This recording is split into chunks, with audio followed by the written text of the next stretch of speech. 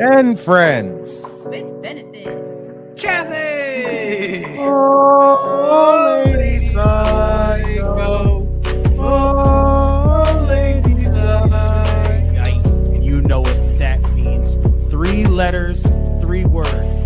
NXT, let's fucking go. Oh, what is going on, everybody? Welcome back to this week's episode of the AEW Dynamite Watch Party.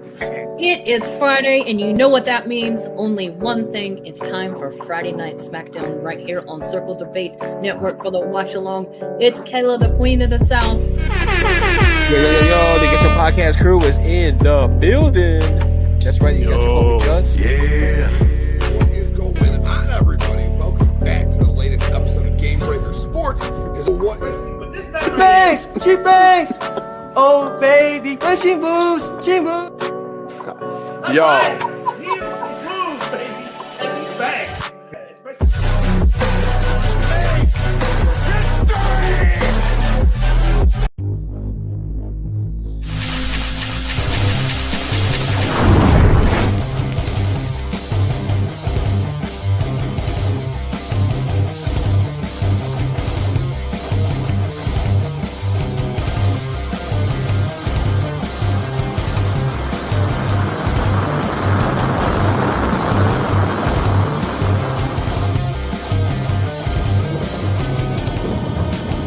The following program is rated TV MAL. It contains strong language.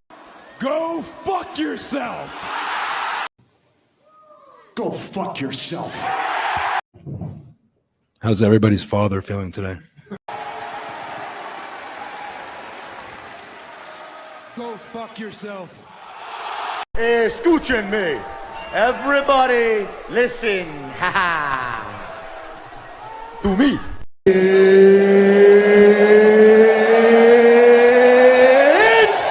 time!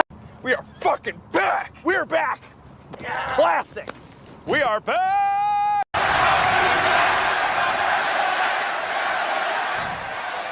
Let me talk to you. That's right, folks. Let us fucking talk to you, baby, because we're back, baby. That's right.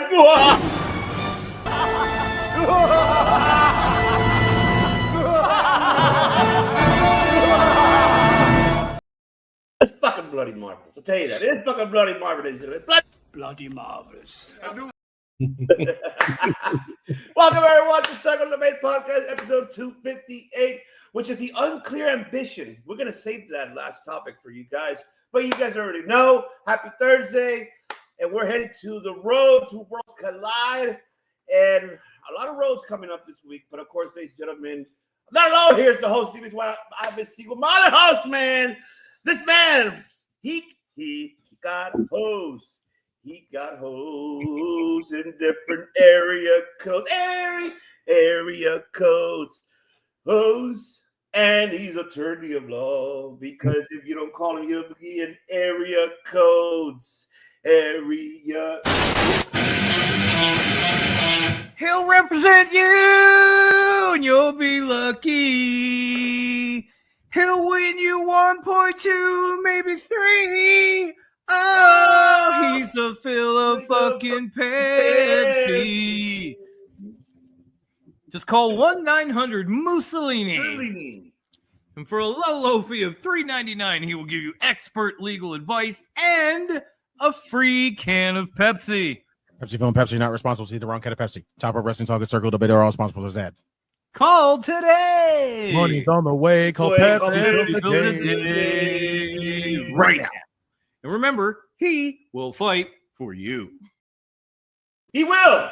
That's why he got hoes. Attorney of law, folks. Pepsi Phil. Yo, what's up? And a special shout out to Zach for reminding us. A special shout out to Zach for reminding us that it's National Pizza Day. And in America, a pizza is nothing but an edible charcuterie board. Shout out to Zach Rager, of course. Which is why a pineapple does not belong on a goddamn pizza. Yeah. I mean, would I eat it if it's there the last thing? I'll eat it. But could I say that does it belong there? No. That was you in your 20s, wasn't it? And most of the girls you dated.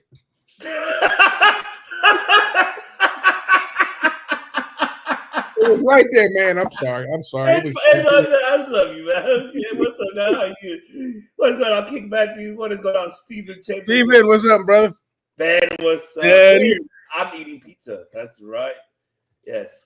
That's the power of Zach right there. That's right. The Redeemer. The Redeemer is in the house. Hopefully he's able to join us because I know he's really getting off of work. Mm-hmm. FC Phil flaunting his hose in front of Stokely. I mean, technically Stokely in the entire arena last night.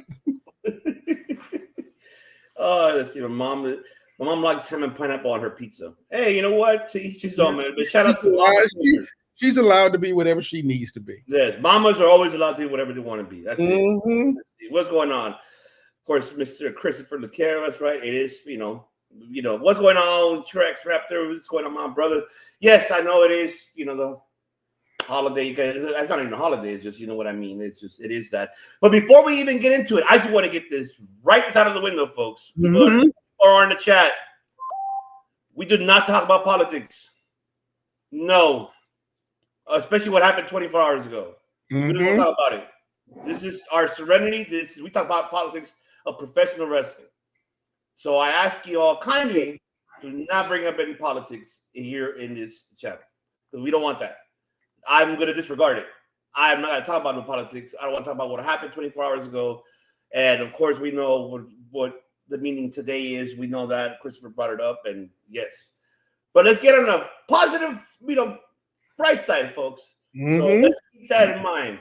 We're here to entertain you guys because you guys are our MVPs here. And we have people that are watching and listening around the world. Thank you for everything you all do for us.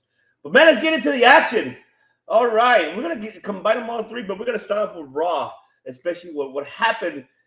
There's a lot of stuff happening in these last, can we say 72 hours? Yeah, right? Like Wednesday, what the fuck? But let's start with Raw, like the highlights of the night there. And I want you to bring that Pepsi, Phil, because I know you brought up her name. We talked about her recently. She's made SmackDown now. Her return to Raw after 10 years as well. Man, talk about that promo, man. I got three things about Raw that stood out to me. Okay. And I'm going to start off. AJ Lee's going to be the last thing because she's the obvious one. The first is the slow shift of our boy Jay. Jay Uso, I don't think it's a heel turn, but I do think he's starting to head into the area of the tribal chief in regards to slapping folk around. Because I think Mr. Happy-Go-Lucky is tired of being Mr. Happy-Go-Lucky and wants to get the fuck out my way. I think the Yeet stuff made him seem like he's a bit of a joke, and I think they're smart enough to realize they need to get past that for him to be a champion. So I'm pretty happy about that move, and the fact that it starts off with him whooping on Jay, yes. I'm sorry, not Jay. LA Knight, yes. The second thing that stood out to me was AJ Styles, and that was off air. That was during the break, as part of their work shoot. AJ started this diatribe about the fact that they ran Gallows and Anderson out. He's by himself, and he thinks someone in the back don't want him to get ahead. Oh, I'm saving that one for the last topic for sure. That will caught my eye, but the best part about that is if they're going the route I'm hoping, and they bring back AJ's lone wolf persona, like the real version, not what they tried to do earlier, but like the real version, because the only problem is WWE does not like non-talkative wrestlers, so they couldn't really put it off, and that was. Well, I'm starting over that. Vince's WWE didn't like the non-talkative wrestlers.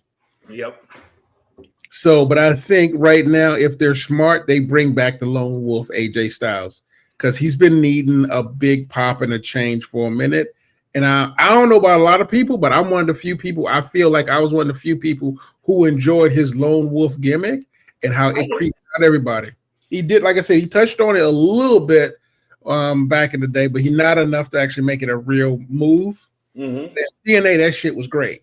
And like it ended because just politics and just storyline stuff, but with no real resolution to it. And now we go back to our baby, our prodigal child who came back home. AJ Lee. I will tell you right now, and like I said, I'm going to tell you, I was hype about her coming back and almost got to the point where I was a little bit anxious that they were going to fuck it up. Mm-hmm.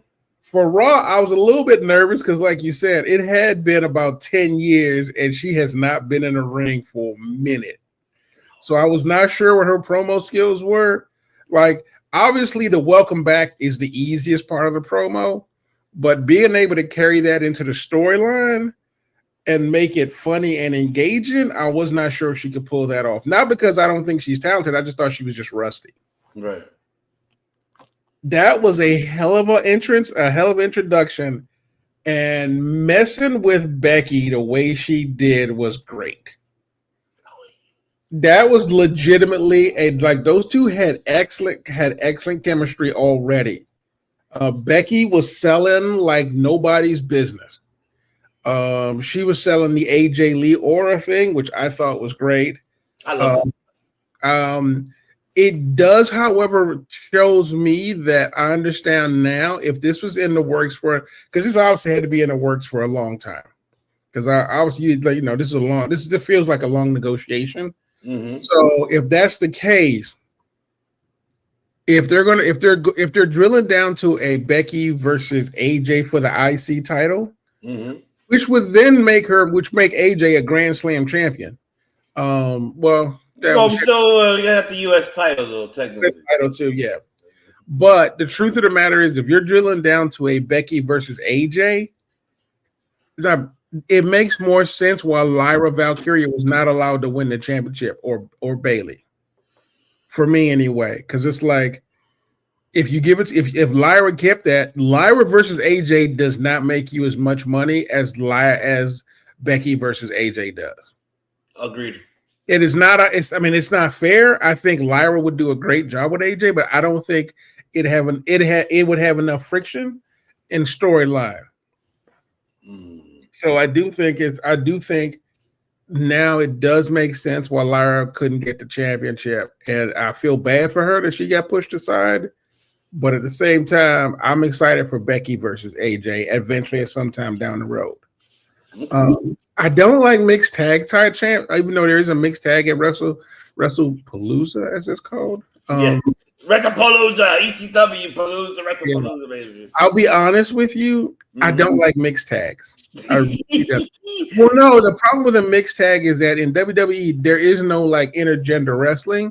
So basically, it's like if one woman gets tagged in, the other one has to get tagged in. In ECW, it was a free for all.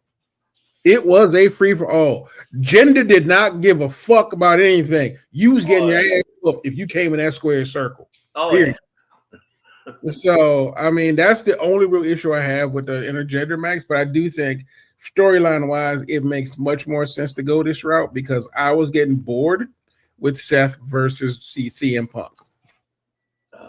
So now we let their wives go to work. And fine by me. And again, shout out to Becky. Becky is selling her the villain role in this one very well, in my opinion. Absolutely, agreed. And then let me just get into the chat here. Yes, appreciate you, Stephen, for saying that. Yep, Shatter Machine. That's right. We don't want none of that. Mm-hmm. We're planning on it. I heard it up. Yes, I appreciate you, Trex. You know where that's going to hear. Gabby, how are you? Happy National Kitten Day. I don't have a cat, but happy. Oh, the Banger. What's going on, Banger? DK, baby. Banger. Welcome back, brother. That's right. Guessing the Usos and God whenever Tumba comes back from the injury by the end of the year. Hopefully he does. Like I said, I still want to see God versus the Usos. Okay, Kayla. Yeah, I still want to see it, but I don't know. And then Redeemer saying prime suspect of anyone disliking AJ Styles is probably Bruce Pritchard. I'm not surprised. I'd agree with that. Of course, because Bruce Pritchard, of course, is Mr. McNugget's right-hand man. I love you, Mr. McMahon. Yeah. Oh, God. And I will admit, when AJ was first coming back, AJ Styles, not AJ Lee, AJ Styles, Bruce Pritchard and Vince were not sure people would remember who AJ Styles was. I know. Yeah, that's the problem I have with Roxanne Perez right now. You can't be a heel and posting family photos in the background. God damn it.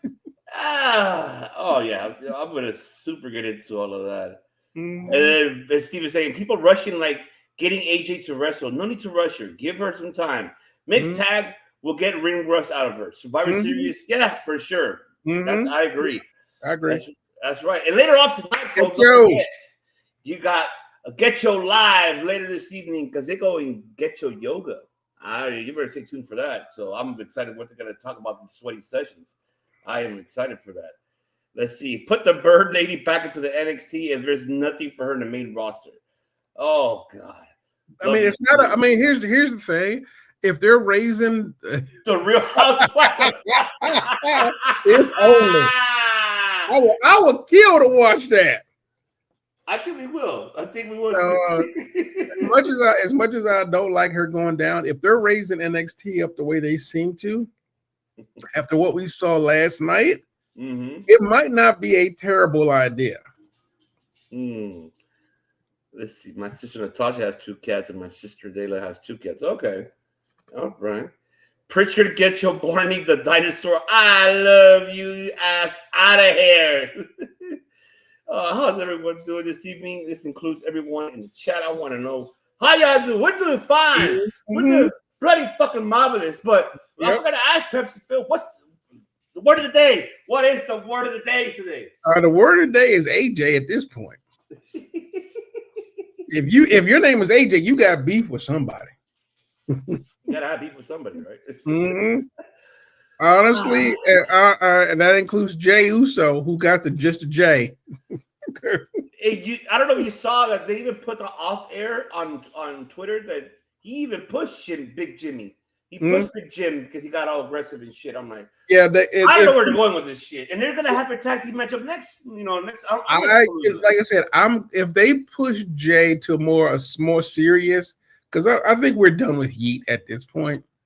I think if they push Jay to a more serious run, and it's not just Yeets, I'm okay with that. And if that means Jimmy got to catch a hammer, I'm sorry, Jimmy, you got a baby coming. You're gonna be all right. He is gonna be all right. So, but I was just like I said, I think it's long past time, Jay, because Jay's way too fun, and no one took it when he had the championship. No one took that run seriously. Yeah, no, I agree with that. And then with the AJ Lee promo, I loved it. She did fantastic, and I shout out to everybody on that crowd for and it is true, folks, and Punk did it at AEW, the same thing, and we're gonna do it here too, folks. Remember, like anything, if you need help, you need someone to talk to. Besides, if we're available here, you can talk to us. Message us if you need to talk. If you need help, reach to somebody out there. And I love the fact that the crowd was sharing therapy. Yes, there's nothing wrong with that shit. I'm glad that the way how her promo did, Pepsi Phil, how she really introduced herself to the audiences that are new. It doesn't know anything about her, and she even said, "Oh yeah, to your parents that probably known me for 10 years, but probably you guys haven't known me for you haven't seen me in 10 years. My name is AJ Lee." Like I love how she broke everything down. Yeah, I love that shit, man. It's like she never left. Like when it comes to promos, the role, from that point to the role into the storyline itself. Yeah, even like her interactions with Seth. Yeah, was great. Granted, it's the same persona she had before she left, but at the same time, it was a little bit more mature and a little bit more. It felt new the way she did it. Oh yeah, for sure. Shout out, what's up, Alex? No, we haven't got to Dynamite yet. We'll get there. Too bad Cora Jade is not WWE anymore.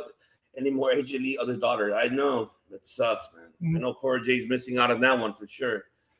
Honestly, I think Cora Jade's happy to be gone. Yeah, she is. She's based on the interviews she's had and she's been doing a lot of work in them streets anyway. But weirdly enough, a lot of people who left are happy they're gone. Yeah, it's like Dakota Kai. You know, like she took a break and then she's now like, hey, I need to get my shit together. Look at Shotzi. Look at Shotzi. Oh, she's fantastic. She's good for her. What she did, game changer. What she's doing right now with Matt Cardona, and now with Scarlett and Carrion I'm excited for them too. It's. I'm definitely gonna save my topic for the last one for sure. Although it does tie into what Daniel Bryan said. Yes, and we're gonna save that mother. Okay, we're gonna talk about it.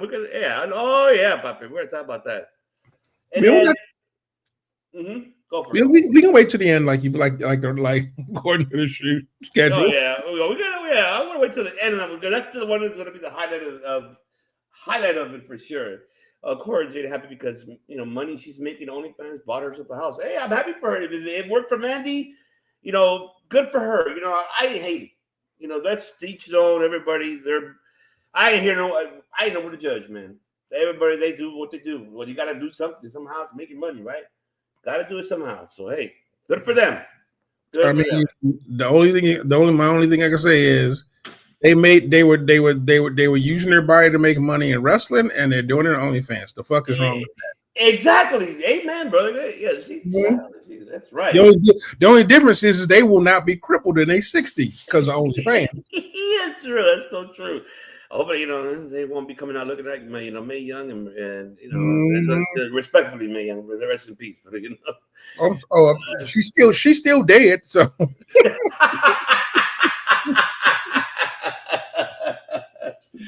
Oh man, Steven agree with you. He's like, exactly. That is right. And then we're seeing that, and then seeing with what you mentioned.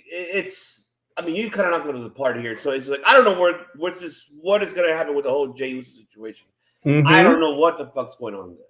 But I can tell you what else that I'm happy for, and that is for NXT Homecoming that is coming up next week. We saw a return, Tyler Breeze. We haven't seen that gimmick, but hopefully they should have done a promo video, and I hope they could do a promo video on social media. So to give the audiences, to remind people who he is, Tyler Breeze. We know that he works behind the scenes. He does, the up, downs with, Xavier. So I already know he does that shit. Good to see him back. And yes, I told Redeemer, I called it. It's going to happen. Ooh, baby. We're going to have Tatum Paxley, Izzy Dane versus Alexa Bliss and Charlotte Flair. And that I'm excited, Pepsi Field, to see the counter between Tatum and Alexa. It's gonna be a dog fight, baby. Dog fight. It's gonna be some. I'm excited for that. That was one I did not expect to be that excited for, honestly. But I do like the concept behind it, and I think it'll be great. I can't wait. And then the one thing I am upset at WWE, they gotta stop thinking about them. I don't know where the fuck your eyes is going. Just gotta stop, man. But I get it why it happened. Because Natty's facing Apache this Saturday, which we'll get into it after this, the preview for Worlds Collide, folks. But she interrupted her matchup. She lost to this. What the fuck, man? The fuck? She made her debut NXT and she fucking loses, man. That's bullshit. You're bullshit, Hickenbottom.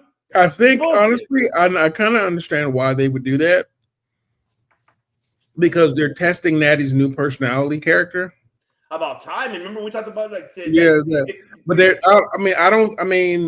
it on the main roster is a little bit rough. And they don't give it a chance.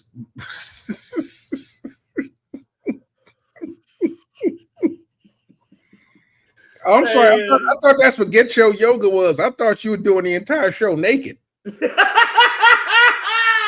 that's not the case, I don't need to watch that shit. Yeah, it started by GETCHO. Yeah, it's just I'm looking for Butterball GETCHO naked. I'm telling you, he's gonna end up playing. He's gonna put my mind's telling me no, but my body's telling me yes. But I think testing it out NXT is good. I do agree with you. Having her lose, it's a 50-50 gamble. It's a 50-50 gamble, but I think the next match with her will decide what happens next. Okay. And also seeing what we saw here with Steven mentioned it, and it's there. And I've been saying they've been teasing it forever. Mm-hmm. During that tag match, Soul hitting her finisher on Zyra this time. Mm-hmm. But Zyra did it twice to Soul. Now this time it's Soul doing it to her. So it's like, I think it's going to happen at No Mercy, man. I think, after No Mercy. Mm-hmm. Because remember, she's defending the speed title at No Mercy. Then she's going to lose that belt. And I have a feeling it's going to be because of Zyra. I think Zyra is going heel. She's going to turn on Soul. I think Zyra is the one that goes heel, but I do think they've been teasing the breakup way too long, and it needs to happen sooner rather than later. Oh, yeah, I agree. But I will say I will be sad to see them break up, though. Yeah, because they were a good team. I like their stuff on social media. They're funny. I love that shit. Remember when the beginning time she started with her tag team? Mm-hmm. Try to make her fit in. Hey, you gotta be cool. It kind of reminds me like the RVD and Kane when they first became a tag team. Kane was very evil, and then RVD. So you gotta be chill out. Let's be honest. Both of them so far together did not look like a team that was going to work. In the beginning, no. I agree. But then it fit in. It like we just kind of like fit in already. I was like, all right, fuck it, let's go with it. Mm-hmm. And it worked, and I liked it. I like it. I actually like it. I wish they could have been the ones facing, Charlotte and Alexa Bliss. But I'm excited to see Tatum Paxton and Alexa Bliss because I know we're gonna see a segment of them, the doll fight in the dollhouse. That's gonna happen. I know that's just gonna happen. You know what I think though, Pepsi Phil? I think tomorrow they're gonna show up on SmackDown. I think they're gonna end up I think Tatum's gonna take away those dolls from Alexa and Charlotte tomorrow.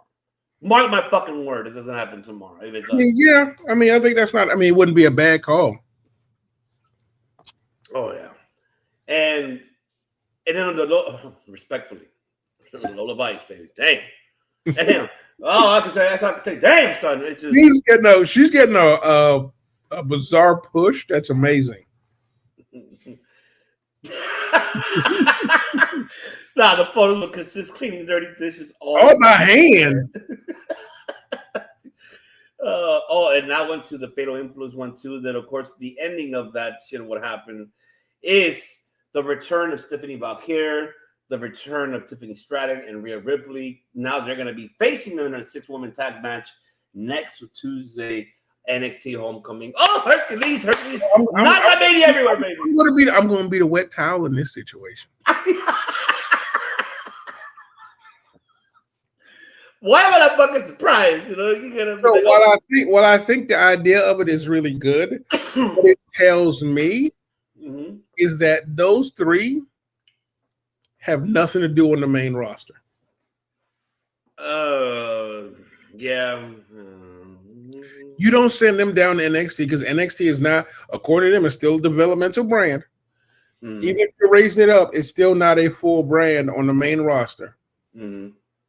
It tells me that you don't have anything for Rhea Ripley, you don't have anything for Tiffany Stratton, and you don't have anything for Stephanie Valkyrie. Well, no, remember, she's supposed to be facing Io on Saturday. But remember, they said hasn't been cleared yet. She had a minor injury, so that's why they've been supposed putting her on because of that reason. But exactly, that's the storyline they have for her. I guess probably just a cover for her being at Homecoming. But at the same time, my thing is like those are three main roster cats. Two of them are world champions. One world champion, and the other one's a former world champion. And they don't have anyone they can fight on the main roster.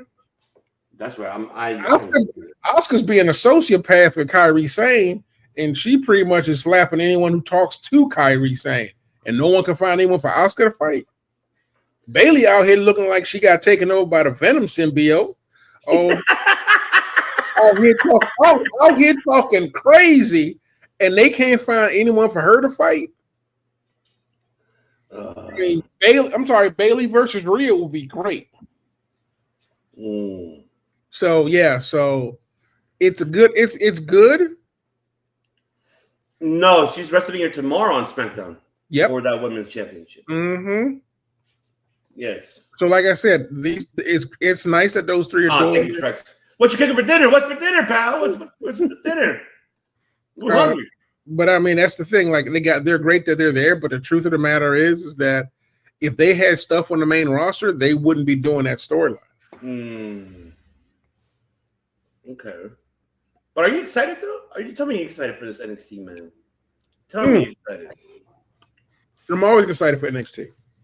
My thing is, I do like the fact how they're doing the Lola Vice promos and kind of really could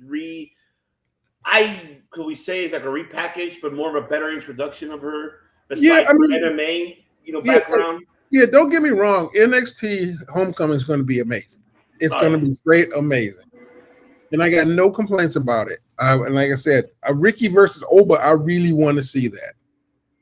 Oh, yeah. So I'm really excited for that to happen. Oh, that sounds delicious. Nice. Chicken adobo with spring rolls and rice. Oh, nice. And then I'm having pasta for dinner tonight. Oh, right. But so I am excited for NXT Homecoming. It's one of the few WWE pay-per-views that I'm enjoying. We can actually we don't have to call them premium live events anymore because it is pay-per-view. Thank you. That is very true. And also, we forgot to add on this NXT that happened was, of course, the reuniting, and it feels so good. Carmelo Hayes showing up. Okay, so we gotta get DIY versus once again, those three people, nothing to do on the main roster. So you see them to NXT. You know what pisses me off more, Phil? And I don't know if you saw Chris Sabin promoting it on his fucking Twitter.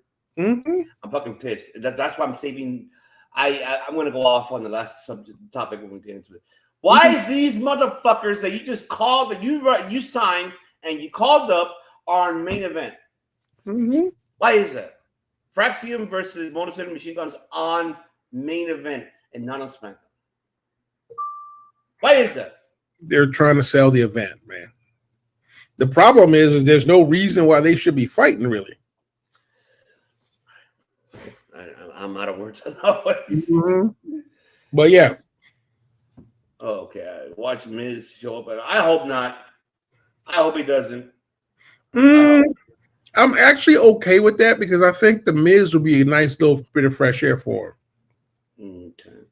I don't know about a Breezango reunion. It'll be nice. I don't know if Fandango really needs to come back. No, he's cool with the system.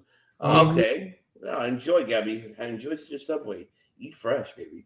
That's right. Yeah, I don't know about that.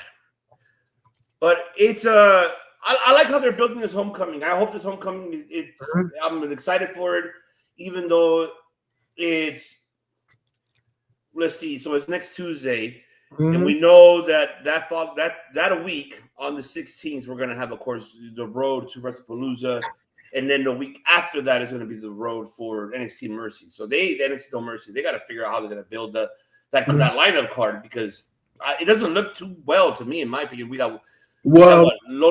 That's because they're focusing on homecoming. Like I think the storylines for No Mercy starts off at homecoming. So I'm wondering because I think everyone who's supposed to get screwed will get screwed at homecoming, and then that's when No Mercy kicks in.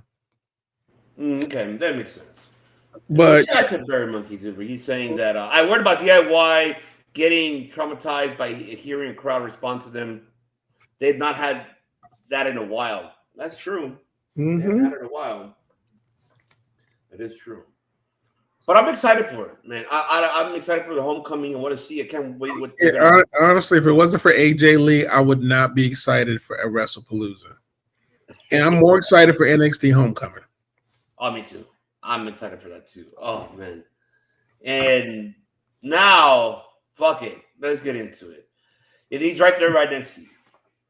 That man is no longer going to do, we dance. Oh, no, it's gone. Oh, you mean Mr. Daniel Garcia. That is, delete it, obsolete it. First of all, as we all know, the most dangerous outfit in pro wrestling is a man in a hoodie. If you got a hoodie on, you turn it evil. Yes, agreed. Or you gonna sneak? Or you sneaking somebody? Oh yeah. So I guess we're talking about Dynamite right now. Let's go. Or let's see. Any last thoughts on NXT? Do you have? Mm-mm. Okay. Going to need therapy watching this speed tournament on NXT. Oh, oh man. But yeah, Dynamite, baby. You know what? I haven't played for. You know what? I haven't played for a while. It's been a long time since we changed our ways. Let me play it. It's been a while. If I still have it, here you go. Let's talk about it. It's time! It's time! It's Dynamite! There you go. It's been a while. I haven't played this in a like Dynamite, baby. Match of the night. I'm sorry. It's just Naga stapling each other, mousetrapping each other, as just Naga Mania running wild. That's all that was in my fucking. And shout out to the OG kid that was there. Of course, we caught him plenty of times there on the screen. I think we did a watch party yesterday. But man, that and a lot of stories are developing here. I wouldn't say for All Out, some for All Out, but some after, because I'm assuming I think after All Out is Full Gear, so I know they're gonna get something ready for that. But you know, we saw the hook. If I be my own, or maybe not, I don't know. What the fuck? Like, okay, for about time you talk, pal. And then shout out to Bryan Danielson. You know, him now being officially a commentator. Tony Schiavone is now full time for his Collision, and you know, I love Bryan Danielson on commentary because I wish him and Mauro could be back together.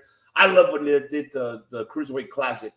That shit was amazing how they did it. Oh man, the Classic, that was amazing commentary from both of them. Enjoyed that. Of course, Rod and Todd, you know, damn, what can we say about this, Rod and Todd? Still broke.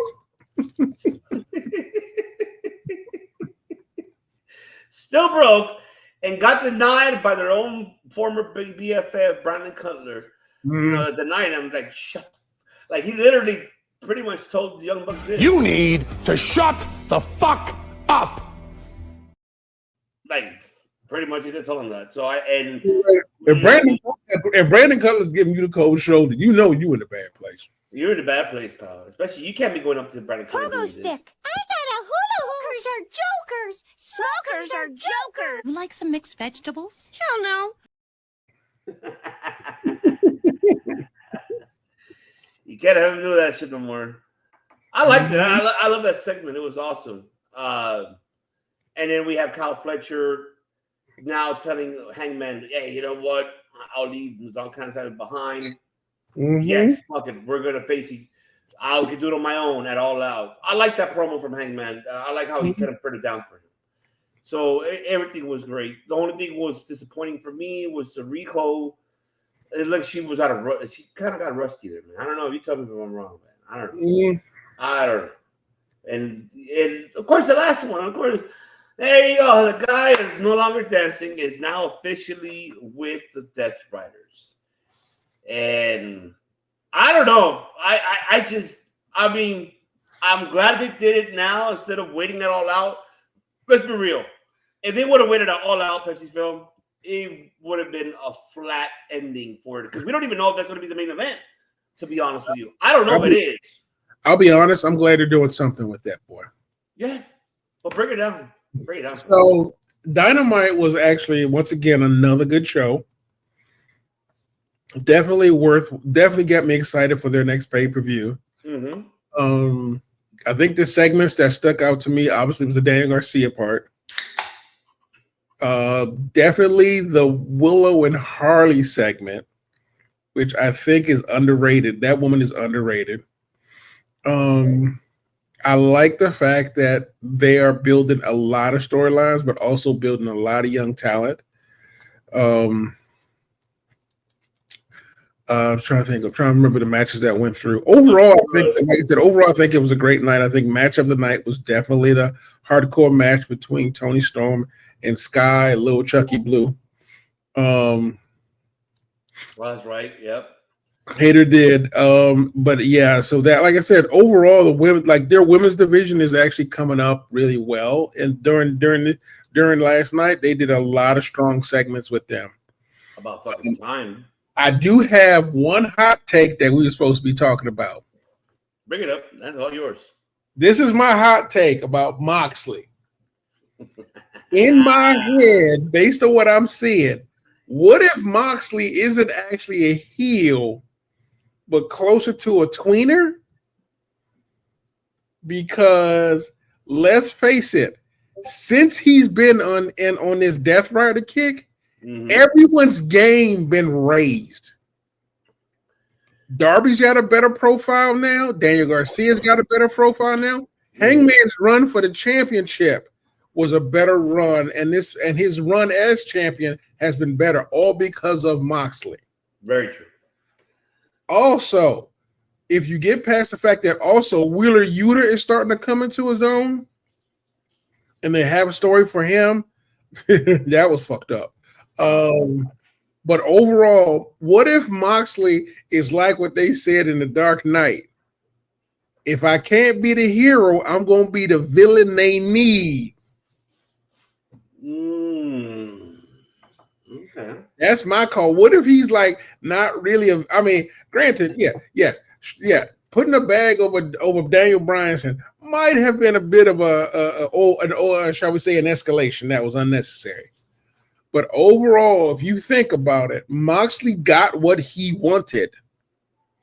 His complaint was that people in the AEW were soft and they didn't know they weren't ready for the streets. Everyone he's gone against, he has taken them to the limit, and after their matches, they've all been ready for the streets after him. Fair. So like I said, what if Moxley isn't necessarily a true villain? He just wants wrestling to be better. Shout out to Bagel with the 199 saying, does Darby find backup? That might be the ops at this point. It might be the ops. But don't you think now with Garcia added to it, you don't think they'll try to add to the trios tag match for it? Now you're gonna have, you have Wheeler, Claudio, and Garcia versus the ops for those trios tag team titles. Yeah, but I don't know who they're gonna pick. So we're waiting to see. What's up, JT? What's going on from Mark's with Mike's baby was good. Wheeler is a totally different person. From when he entered AEW, I love the direction he has been pushed. I agree. So, like I said, again, all of that is because of Mox. Sting is retired. He has admitted he is officially retired. He ain't coming back anytime soon. That man has done everything he could possibly do. He has enjoyed his retirement. And God bless. Oh man, have you seen how he looks now with gray hair? Like we got the best we might get is Sting showing up in the rafters to distract Moxley. Look, that's a question for you right there. That's a highlight right there. That's a valid point. Chris Nolan Batman is not a hero. But anyway, Moxley, is he really the villain? Is he really the villain, or does he just have extreme methods for pretty much making the world a better place? His wrestling world, that is. Fucking bloody barbers. I love it. That's right. He is. That's right, man. Oh, man. Okay. So, what do you think then was happening? If he is not the villain in this situation, then who is in reality? That's the question. Who would you put? Who would you decide in this situation? If you're stating that Moxley is not the heel in this one, he's just trying to change the promotion around all along, then who do you put in this situation? Who should be the one on the opposite side if it's not Moxley? No, it stays Moxley. He doesn't need to do anything different than he has been doing. Like, because literally, think about it. He bailed out Chris Statlander, and he's starting to raise her profile. Yep. He quote unquote got the money for Rod and Todd. Yeah, he's trying to build him up, not being broken anymore. So literally, the spot he's in right now is where he can stay. Like, he doesn't have to be everybody's buddy. He doesn't have to be all happy with the crowd. And he get to hang out with Marina Shafir, so that's always good. Assuming Marina Shafir don't get killed by Willow. Is Gabe Kidd on the shelf, or he was written off? No, he technically counts as a member of the Death Riders, but I think he's more like they bring him in every so often. But I think he's got like he's got like a weird contract deal with AEW. Like he's allowed to come visit when he has free time from New Japan Pro Wrestling, basically. Now Pac's got like some visa issues. That man always got visa issues. Well, I don't know what is it though. That's because he refuses to move to America. Like he won't move to America. He's still in London, so it's always difficult for him. Oh yeah, it's the same with Will Ospreay. What do you think? He doesn't move. Even Okada lives in Japan. He lives to America. Yeah, but they have homes here. Pac does not. Like they have away from homes. What's going on, Tommy? Hey, Pepsi Phil, PC, the hardest, stiffest, golden nipples there is. What's up? Okay, I'll play it for you, right? What makes Daddy Magic's nipples hard? Me, how my nipples feel. They feel bloody fucking marvelous. But you know what? Speaking of Daddy Magic, what about he joins Death Riders now that Garcia joined? I don't think he joins, but I do think that's a good storyline that they got to deal with. I think it's going to happen in Collision that eventually they're going to bring up. Why'd you do it, man? Why'd you go over there? Why did you fucking tell me? I think Daddy Magic gets his ass whooping from the entire Death Riders because like oh yeah, don't fuck him up. Because Daniel Garcia's got to prove he's down. Oh yeah, they're gonna destroy that cat. Poor guy. Horrible. Fucking horrible. Yes, the word of the day for Tommy is nipples. That's what he loves. So now, where you know what I think in this situation? Okay, I got a feeling it is gonna happen. The Ops versus Death Riders at all out. There's gonna be one more person who's gonna join them. I mean, Joe's out because he's injured because he was filming Twisted Metal. No. He was there. You just saw him there. He was there. He's officially cleared to work. Yeah, he's there. Okay.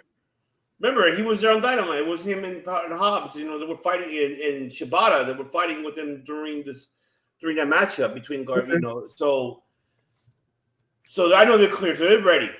But there's one person that caught my mind on that promo and that was Hook. I mean, I say it's Hook. I think it's Hook, but I think Hook turns on him. That's why I think Hook's going to be the one turning on the Ops and going with Death Riders. I think he's going to go to Death Riders. Oh, I don't think so. You don't think he will? No.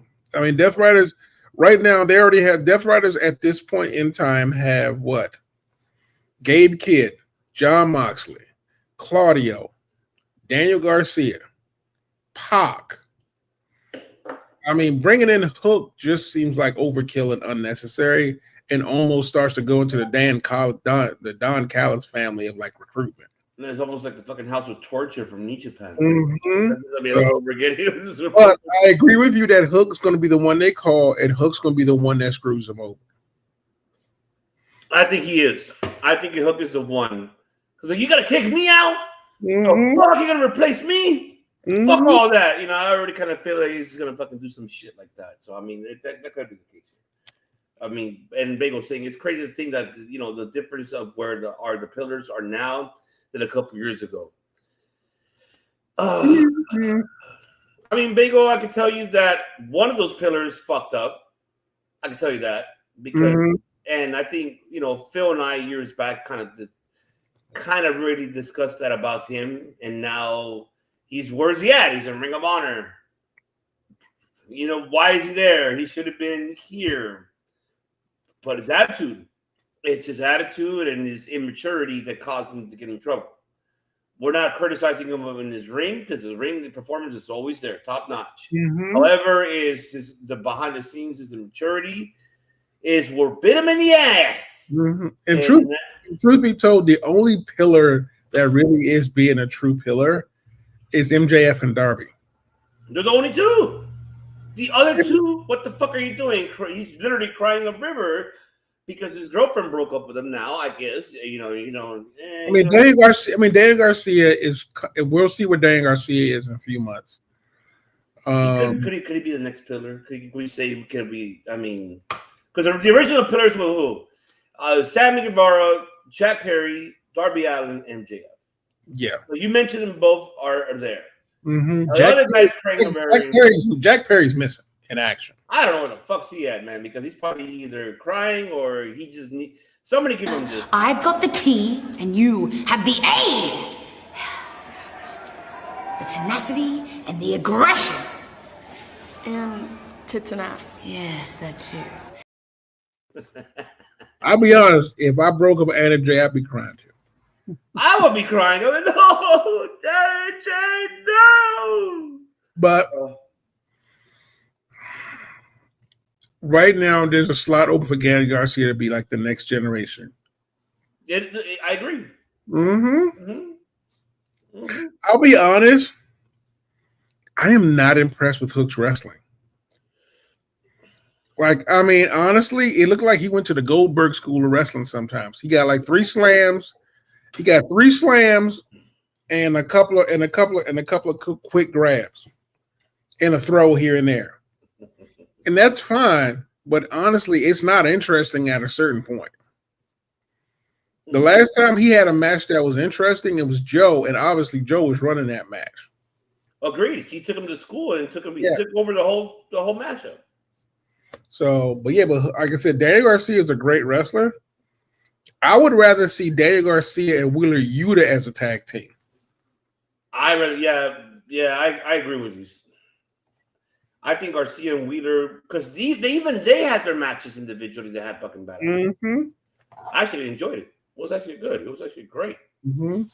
I mean, but go get some rest. Get some rest, Tommy. I can still hear myself wheezing. Yeah, as long as it ain't Little Wayne. Perry busy making knives, crying the blues, smoothing at the chain.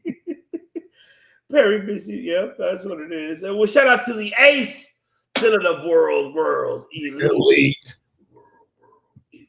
Hopefully getting better, fam. So everything's okay. Shout out to Dylan. He was not able to make his show. Yeah, little emergency. Hopefully he's okay. Hopefully everybody and you're okay and the family's okay, man. And I hope you're doing well likewise, brother. But yes. I mean, I don't know where we're going to go with the direction with this. I mean, and remember we said this last week about All Out was not going to be where now it's the mid-carders that got to step it up and do what they need to do to make this card something. And even during that segment of, the highlights of Dynamite with the FTR, I'm going to say this right now, man, they're about to get sucked up by a fan. And even regardless of their with security, they got to get punched in the face, man. I don't know. Why are you pushing it? Why do that shit? It was good for TV. It was good TV. I'm not hating it. It was good for TV, but it's going to happen one day when you catch somebody that is feeling like had a couple Modelos, probably they were like a toilet. Get out of face. And I don't know.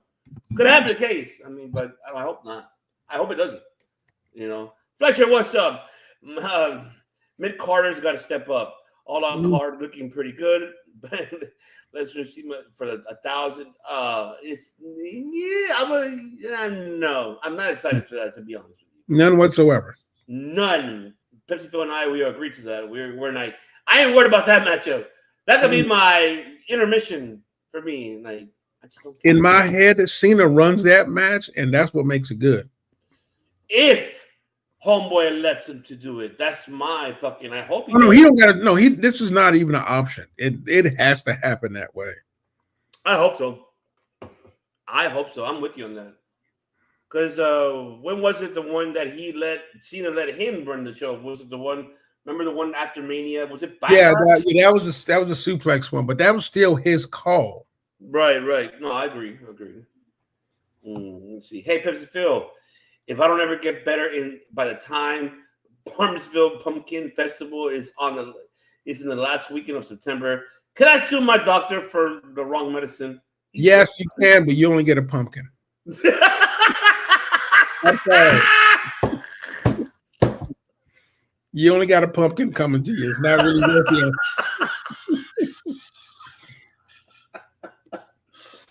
Oh, I love it. I fucking love it. I love it. You see, that's what happens. Word of the day, AJ Lee. So I can tell you. That is a really good point. I also love the rest. Like I said, it's not like I said. Not to compare, but I think honestly, it does.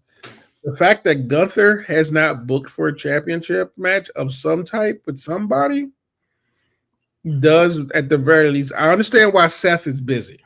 And that much. But the fact that Gunther, if you look at the last few pay-per-views, Gunther hasn't done shit.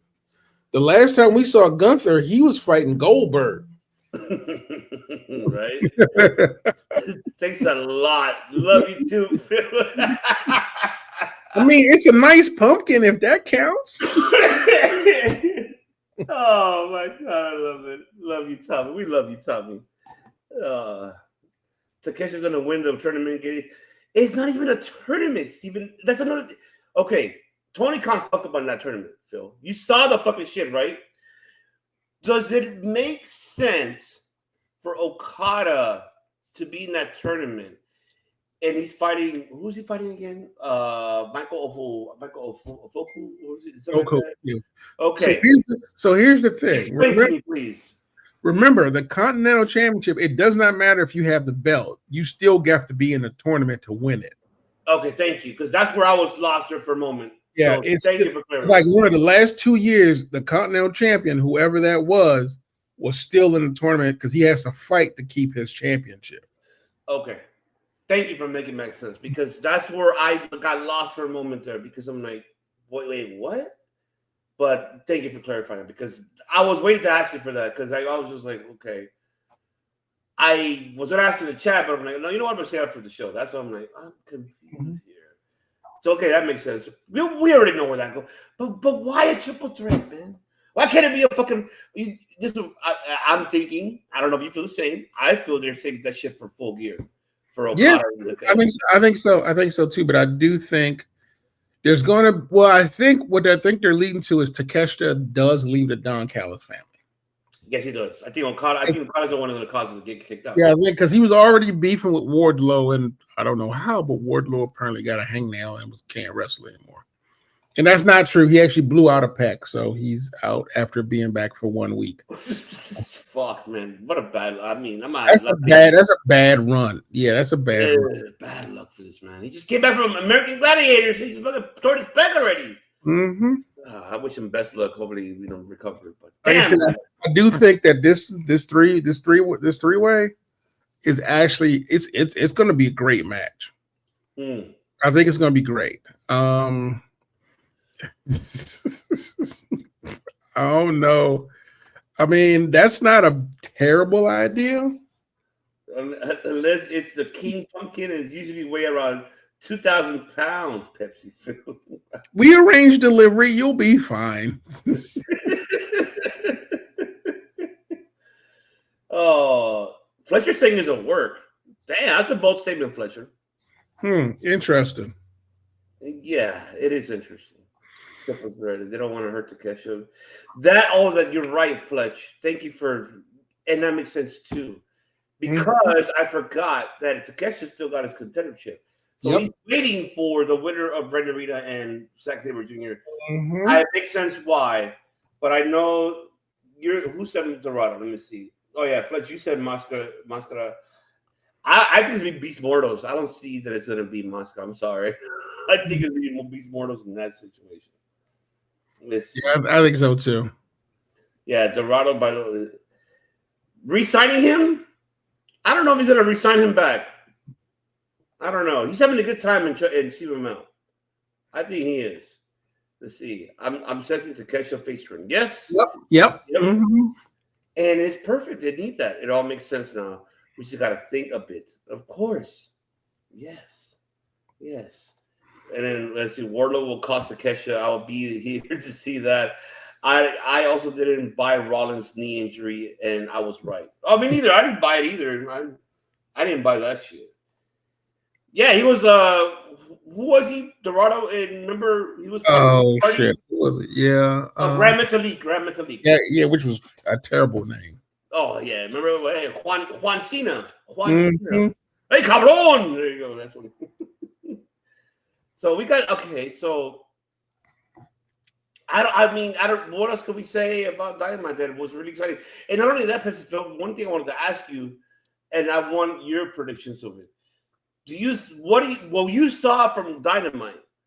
What do you think we're going to see coming up for September to Remember? Remember, they're going to do a 3-hour event next week. And this will be weird. Mm-hmm. If it's 3 hours, truth be told, that leads into the big pay-per-views. Yes. I think that'll be their real going home show. Truth be told, I think that will be.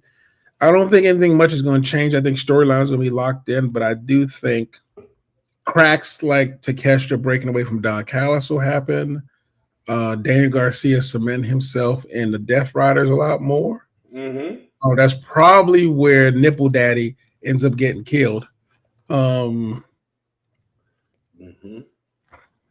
Yeah, that's what they're doing. Yeah, that's what we're saying. Yeah. I think that's going to be the real one, and I think for that one, that's just literally going to just be setting the stage for it. Yes, it was. That, like I said, we already said that was the match of the night. Like I said, Sky, or is it Sky or Blue, as I call it, Little Chucky, was great. Mm-hmm. Tony Storm as shout out to, hey, but you know what? Shout out to fucking Tony Storm for doing that Sandman and New Jack right there, tribute. Especially, was that a Guinness that she was drinking? Or what the fuck was it? I missed it. I have no idea what the fuck she was drinking.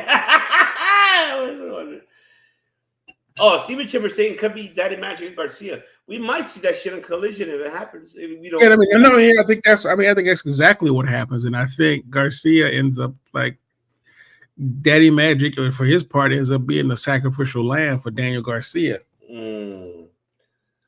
And shout out, of course, to El Jugalo. Whoop whoop. He said JCW Lunacy live tonight at 8 p.m. Eastern. Oh, awesome. Okay. Let's see. I think the right members will be taken out at September to Remember, so that Mox doesn't have backup at all against, at All Out against Mox. Danny Garcia heel. Turn is a sword, by the way. He'll cost Mox the match. Interesting. That's interesting. I like that booking, Fletcher. Ninja Mac is confirmed. Oh, that's awesome. Good shout out to Ninja. Nice. Mm-hmm. That's right. Yes. All right. Okay. Awesome. So So I mean, what about the Fatal 4-Way? Does it give you hype of what we're seeing with those women? I mean, it's good to see them really working and putting in the work. Like I said, I think they really are pushing the Tekla thing. I like that shit, by the way. I like that fucking, what is it? A Triangle of Madness. I still like Tekla. I don't think she deserves a shot at the championship yet, but that's Tony's way. Whenever he introduces someone new in the division for a women's division, they automatically get a title shot at some point.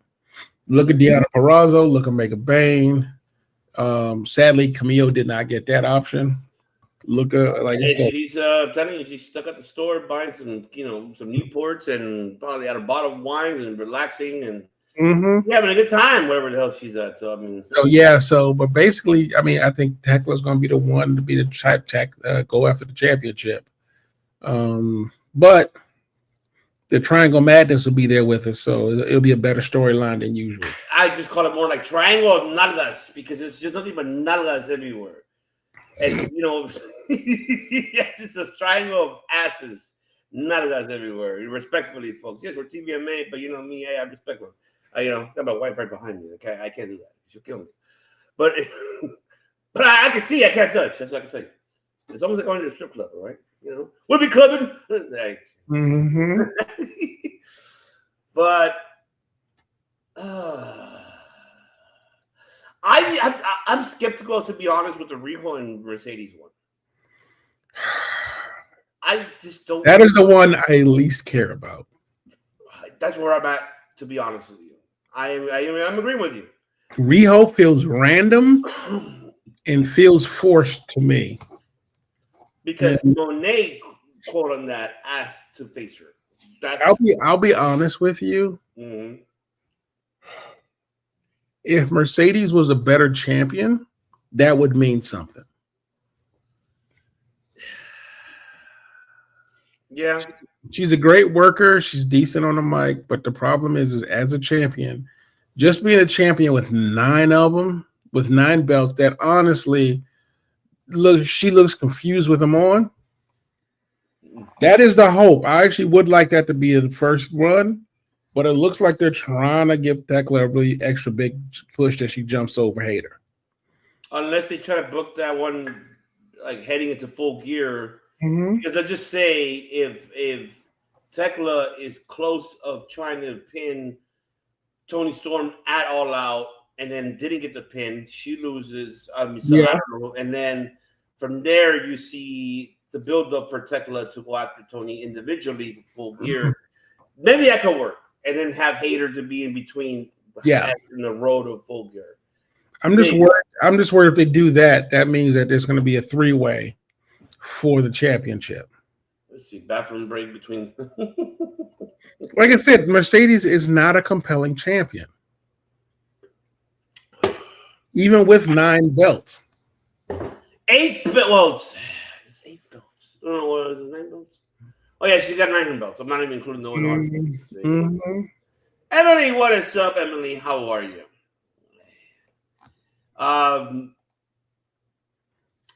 Who else could put on my name? Megan Bain? Could we say Megan Bain? Maybe? I don't know. The problem is that anyone she faces, they have to lose. Anyone who loses to her looks weak. Then I think they should have a rematch. They should have I wouldn't call it a rematch because it was a tournament. But I would just say Athena and Monet at Full Gear. No, I would take Hikaru Shida. She ain't doing shit. I don't know if her visa's already back. She's Japan, so that's a good I thought she was working in ROH. Oh yeah, she. I don't see that. I see this. What happened, Tony Khan? Mm-hmm. I need to have.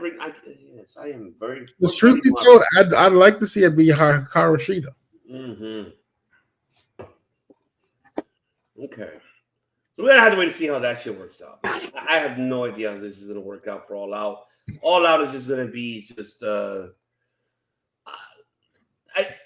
I feel that it's gonna be really Tony Khan's tribute to Edge and to Copeland and Christian Cage. Like, here you go, you're in Canada, and FTR is getting their dream match they wanted to have versus Copeland and Christian, but they're not at their prime. But I would like to see. Mm-hmm.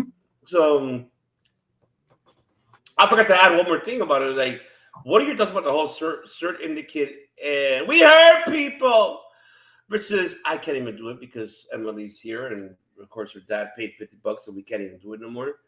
Can't do the ricochet sound, but yeah, I don't know what your thoughts about that one. They recognized that Hurt Syndicate was way too over, so they had to make him some type of face. So them against Gates of Agony, at this point, they're the only ones who can actually go against him. Okay, see, that will make sense. If Athena loses a Ring of Honor World title, Athena Full Gear or Worlds Collide. Yes, I agree. So yeah, I think they're the only ones who can actually match up to him, power for power. Mm-hmm. So I think it's a good call. I think personality-wise, MVP versus Ricochet is a nice contrast. So I think it'll work. Okay. And now we can talk about, that's right, Worlds Collide, baby. Happening in the next 24 hours, folks. We will be doing a doubleheader, all in one stream. You're going to have SmackDown, of course, Kayla, Dango, the Redeemer, followed by myself, of course, Los Papacitos, Getcho, Vince, and Cheech from Mark's Mike's. And Steven will be joining as well. We're going to be doing the watch party for that. So this is the card we have by far. We have 5 matches announced. We got the 8-man Lucha Coast Showcase. That's what we're having. Which, we have Mascarita Sagrado and Parker Jr. and Octagon Jr., which, by the way, I'm glad he was okay because he got hurt this past Sunday. I thought they might replace him, but he's okay, so he's cleared. It's good to go. And Hamburguesa, versus Abismo Jr. You have LWO and Lindsay Dorado. You have that matchup. You have the Fatal 4-Way for the Latin American Championship. Dr. Wagner Jr. defending that belt versus JD McDonald's, Dragon Lee, and Ethan Page. You have the AAA Tag Team Championships on the line. Of course, Pagano and Psycho Clown defending, which I am excited to see this. The New Day for those belts. Woo! I want to see Pagano and Kofi. I want to see that. Oh man, I think it's gonna be good. We have the mixed interjack tag match. Lola Vice and Mystery Iguana versus Finn Balor and Roxanne Perez. So we're getting that happening as well for tomorrow. And we have one more match I forgot to add to the card.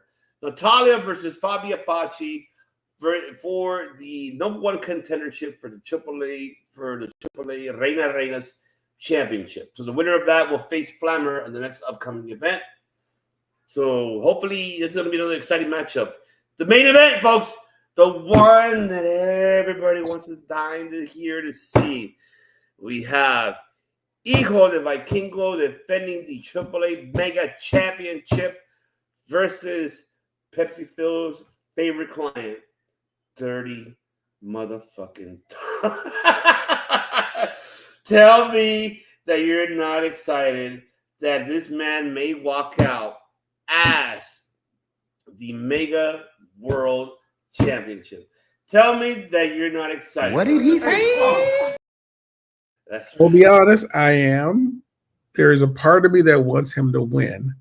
The other part of me is like, don't disrespect AAA like that. But the crowd loves him. Do you see the crowd fucking cheering for him? They do, but I mean, from a promotion standpoint, if I'm a promoter, there better be a clear time where you go, you guys get this for 1 month, but we get it back. Okay, if you were the booker in this situation, then how would you book it then? I'd let Dom win, but only keep it for a month. But here's the question then. If that's the case, then, Brother Pepsi Phil, what will he lose it? At WWE or lose it at AAA territory? He wins it at AAA. I mean, if I'm being ironic, he wins it at AAA, lose it in WWE. Okay, that makes more sense. But yeah. Because truth be told, I think, and I don't know if this is possible, he is way more over in Mexico than he is in America, which is saying something. It's right? Like, what the?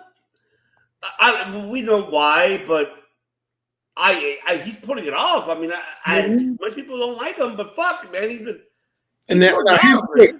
In my thing, I would like him to lose the belt, but I want AJ to be the reason he loses. If he wins the Mega Championship, right, and then he loses, yeah, I agree with you. I agree with that. I want AJ to cost him, and I want those two to have another rivalry.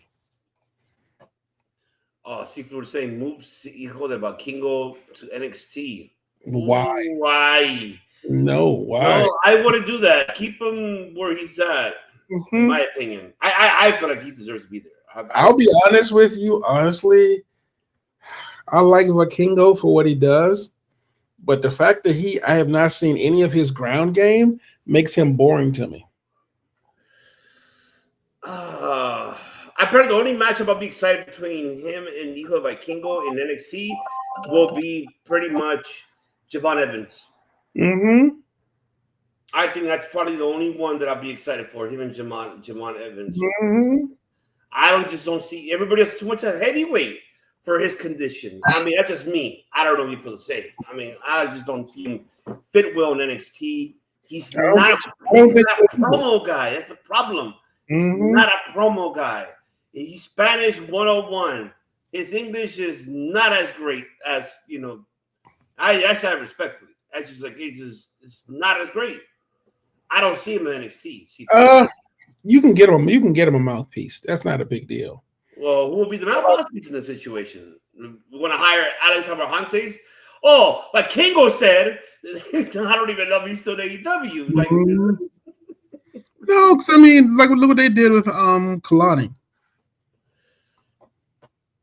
Who do they have Kalani as a voice? I'm sorry, not Kalani, Julia. But what did they like? They gave Julia. Julia's got terrible mic skills, and they gave her. They gave Kiana James to her. You know, Kiana James. So it's not unheard of.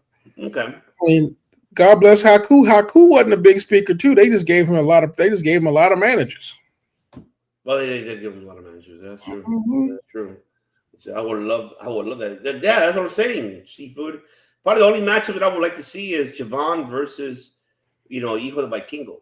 I mean, that's all I can really say on that one. So, oh man, we got 6 matches. I know I only put it 5, but I forgot the other one. Like I said, he doesn't have any grappling skills that I've seen. So yeah, the high flyer stuff does not mean much to me anymore. Like I said, I grew up during the era of Jeff Hardy. That's all I needed.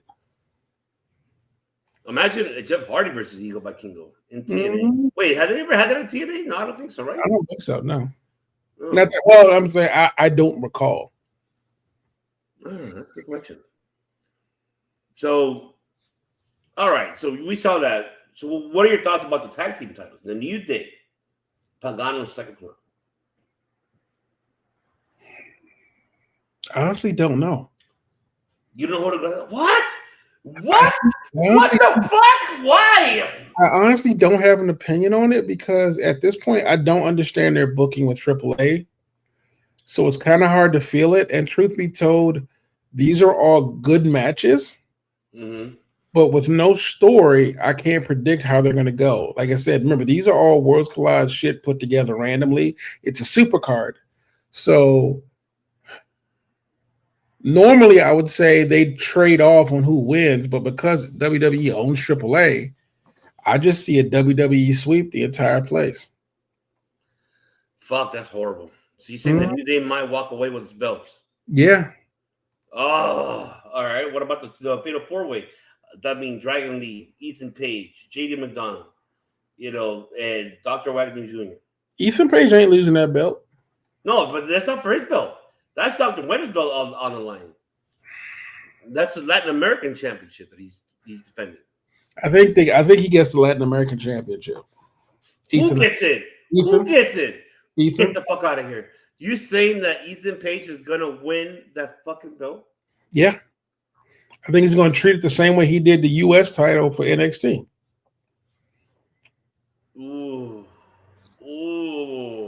Like I said, I think it's going to be a WWE sweep because I don't think they're going to really respect the AAA system enough to let these cats win. That is a fucking bold statement. Mm-hmm. Okay. All right. And what about Lola Vice and Mr. Iguana versus Finn Balor? That's Lola Vice. I think. Well, I'm sorry. No, I think Finn and Roxanne will win because Roxanne is hot as shit right now. Yes, she is. That is no lie. No sequel. I do not think that Alberto was. She was like, no, hell no. As soon as they bought AAA, Alberto rolled the fuck out. Oh, Paige is taking the pin in this match. Maybe. Oh, maybe. I don't know. I think Dragon Lee might win this one. Yeah, could be. I think Dragon Lee. I got Lola winning. Even Seafood already called it like Lola's winning no matter what, respectfully. Mm-hmm. I see Lola winning this one. Okay. I see. What about Fabi and Natty? Oh, Natty's winning now. Okay.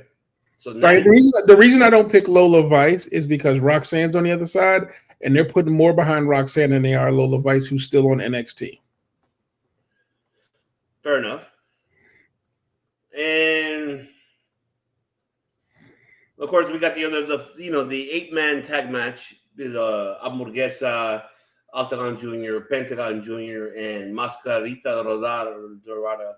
Mascarita Sagrada. Whichever team Pentagon's on, that's the one who wins. Because this time, however, it's because Pentagon is beloved in Mexico. 100%. They love that man in Mexico. They're not going to, if it's me, I'm not booking that man to lose ever in his homeland. And by his homeland, I mean like AAA where he came up in. Okay, that's fair enough. Now, the question in this one is, who is, what's going on, Lauren? What's up? Hey, Lauren. Lauren. I was like, oh, yeah, Natty's winning. Everybody going for Natty. Yeah. Okay. What will be your highlight of the match? What will be match of the night of these 6 matches? Dom versus Vikingo. Oh, if Dom wins, I think we're going to. Despite my mixed feelings, the thing people keep forgetting is that Dom is Rey Mysterio's son, and he is a great wrestler. Vikingo works well with guys like Rey Mysterio and guys like Ray Dom.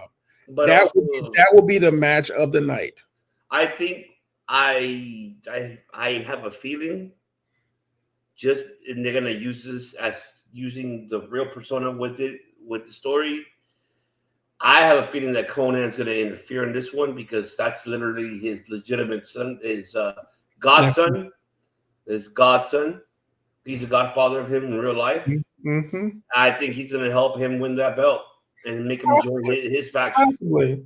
I think possibly that's gonna be the case. I don't see Americano. Americano may try to get involved in this one, but I see AJ and Dragon Lee get involved what we saw in Raw.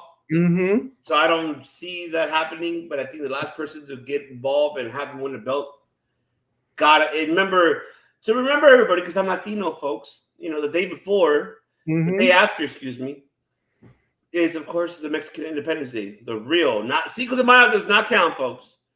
Just let you know that shit. That does not count. The real Mexican Independence Day is on the 13th of September every year. And Steven's saying, how to have some AAA winning some matches, or they think they're doing the TNA?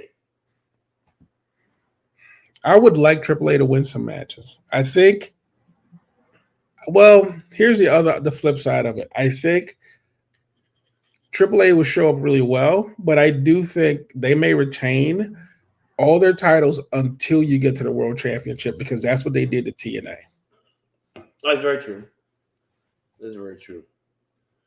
Has Ray ever won the triple? No, he's never won it. No, that's the reason why I think Dom's going to win, because being the only one in his family to win a AAA title at 27 years old, when his father could never do it, it makes perfect sense to me. Because Peña didn't rely on him because he was too young at the time. Yeah, because he was what, like, tell me if I'm wrong. Was it like around, like, almost not even 20 yet, right? He was like what, 19, like 17, 18? He was like 19, 20ish range. But I think the problem is that he really was green, and like by the time he really got seasoned, he was in WCW full time. I agree. There you go. Mm-hmm. And Steve was saying future booking Ray versus Dom for the title if Dom wins the Mega Championship. That would be cool. Like, honestly, that would be cool at Survivor Series. Oh yeah. Hey Brandon, like, honestly, those two fighting for the AAA title, if you want to book that shit, that would be great. Well, that's a good question. If you want to answer that one. I'll be honest. If I'm booking it, I don't think so. Yeah, I think Ludwig took over that shit, in my opinion. Yeah, he did. But I would like to see an El Americano versus an El Americano match. They've done it before. Remember Nature Boy, Buddy Landell versus Nature Boy, Ric Flair? That's right. It's not the first time people fought for a name. It is not the first time they fought for a name. Oh shit! That's right. It's so true. So and I agree with you 100%. Ludwig took over that role. I think Ludwig did a fantastic job taking that role, and people love him. Dude, you seen that shit on social media? People really cheer for him in fucking Mexico for that shit. He's, like I said, I think he's doing don't get me wrong, Chad Gable did a good job. He definitely did a good job with it, but Ludwig did what he's supposed to do. He took it to the next level. And he speaks Spanish. And he speaks fluently. He does, fluently. That man speaks, 4 languages? So yeah, I was English, Hungarian, and I'll be honest. I've always liked Ludwig Kaiser. I always thought he was a great wrestler. Too. I was looking for some way for him to get breakthrough. If this is it, fine with me, because he's been great as it. I remember the first time they showed up in Mexico. Man, Mexico blew the fuck up. And then, because even then, Mexico knew it was a white dude behind that mask, and they're like, "That's fine. You respecting the mask." And then he started speaking Spanish. He could do no wrong. At that point, I was like, "Is he El Santo's son? Is he the illegitimate El Santo?" I love it. That's fucking fantastic. Even Steven right here saying Fatal 4-Way full of Grand Americano. I'm not even gonna lie to you. I would watch the fuck out of that. I'll watch it because it's what? Is it gonna be Ludwig, Chad Gable, Pete Dunne, and fucking Tanner Bate? Yeah, Tanner so Bate. honestly, yeah, all four of them in the ring fighting for the name, that shit would be amazing. That'd be some Spider-Man shit right there. We're pointing at each other, and then everybody's talking about this. Like, I'm a dude playing a dude disguised as another dude. It's like all clones fighting for life. Kaiser out be wearing the mask, breaking up with. Did they break up? I heard they did. I don't know if it's confirmed, but I guess. Wow! I'm surprised. That's a bold move right there because I ain't seen that one coming. Oh, I don't know words. Is it today, Brandon? Because I didn't know it was today. Huh? I didn't know. Also, MLP's been doing really well too. By the way, I love Maple Leaf, man. Yeah, they've been doing like I said, Scott D'Amore's been doing a really good job with that, slowly building it up, like capitalizing on all the Canadian talent that he knows. Which I mean, it's Scott D'Amore, so he knows a shitload of people. Well, he got Shotzi in this card now. I don't know. I mean, are you surprised? No, I'm happy for her. I mean, Karrion Kross is going to show up there at some point. That's what I'm waiting for. All waiting for. And shout out to Kayla for doing that episode about Karrion Kross, a killer remote show. You haven't seen it, go back and watch it happen this past Sunday. And right there's the link, folks, where you go ahead and purchase his book. Life is fighting, and it's a great book. You want to check it out. If you can't read it, buy it on the audio fucking platform where you could really listen. Hear he's the one that's telling you the book in audio.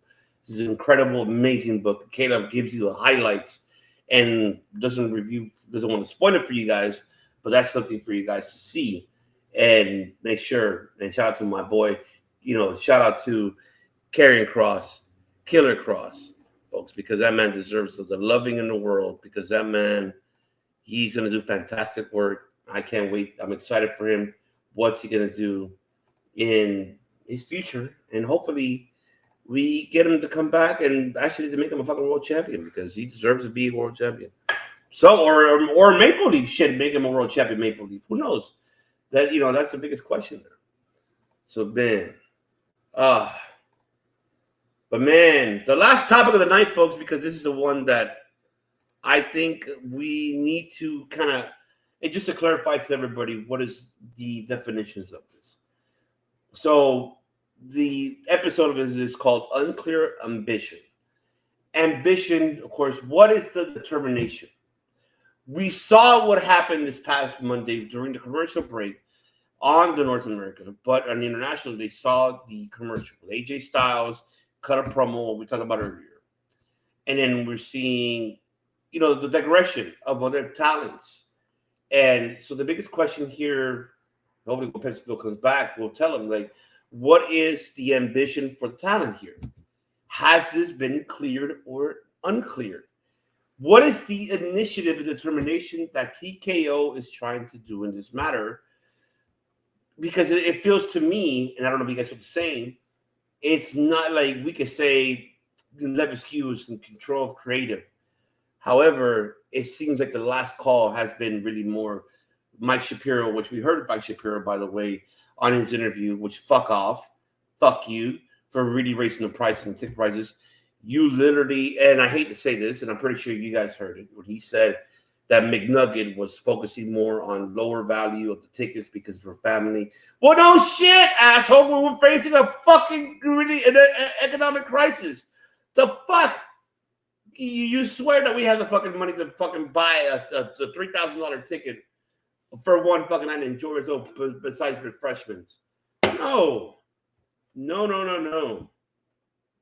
That's the one thing I'll give credit to that old man, that he really gave us at least the prices for families and friends for them to come and attend and enjoy themselves. I think where he was looking more is really more into the pay-per-view buyouts, the streaming. That's what he was more looking into. This case is more greed that TKO is doing in this situation, really pushing the ambition for them is to really, hey, let's just gain more money out of these pals and, charge them $1,000 and not make it affordable to go to a show. And that's ridiculous. Do not know. In order to make your product to go, you got to have a balance for it to be affordable, to go to an attend. You took away the live events. Nobody wants to go. Nobody can go to live shows anymore. You only have main shows, and you're still charging more. No, it's ridiculous. It is ridiculous. Let's see. Let's see for the Ludwig. Yeah, that's Steven is confirming that. Unfortunately, Seafluid. To today, 251 days as women's champion. And that's where I want to get with you guys in the chat, and you guys tell me. I'm asking you guys, here this question. So, what's the ambition for the talents? What is it? Especially right now, since we're talking about Tiffany in this situation, there really hasn't been much in this, Oh, Trex, hell yeah, spring rolls, baby, gay, man, fantastic. Enjoy that dinner, man. I'm glad you're gonna enjoy it. What is the ambition of the situation? Now we're going to have Tiffany versus Jade Cargill tomorrow on SmackDown. We haven't seen much booking of Tiffany Stratton since she became the world champion and women's champion. They haven't done much with her as a face. She even said herself that she's more like a better heel than a face. I don't know what it is. I'll check it out for sure, Trex. Let me go check it out right now since you put it on Discord. Good, but I'll definitely have to check that out. Definitely. But that's the biggest question, It's what is really the ambition? What's the determination in this matter? I just don't get it. I don't understand it. I want to hear from you guys. What is it that is this? Do they have a determination in this matter, or what is it specifically that a lot of these talents are for them to cut these shoot promos, quote on it? We saw the shoot promo what Ron Killings did, and it worked out for him. Like it was all a work all the whole time. Killer Cross did the same thing, and it didn't work out for him. So I don't know where is the direction they're heading with the talents they're using. AJ Styles, one of them. Bayley, what they're gonna do with them, with her? Excuse me. Tiffany, is they're gonna make her back into a heel or keep her a face. Jade is likewise. Are they gonna make her a heel or a face? And what else is you gonna do with LA Knight? You've done what you can for LA Knight, and yet you're pushing him away from opposite direction. Jey Uso, he paid his dues and then he's back into the bottom again. There's a lot of things here that I question of what they're booking, especially made WWE. I can't AEW. There at least I could say, my opinion, at least 70, I would say 80% that they got something going with stories, but there's still some platforms missing there too. But it's just knowing what is it they're going to do in this matter. So my question to all of you guys in the chat, what's the ambition here? What is the agenda? Is doing these shoots really what is it supposed to do for them?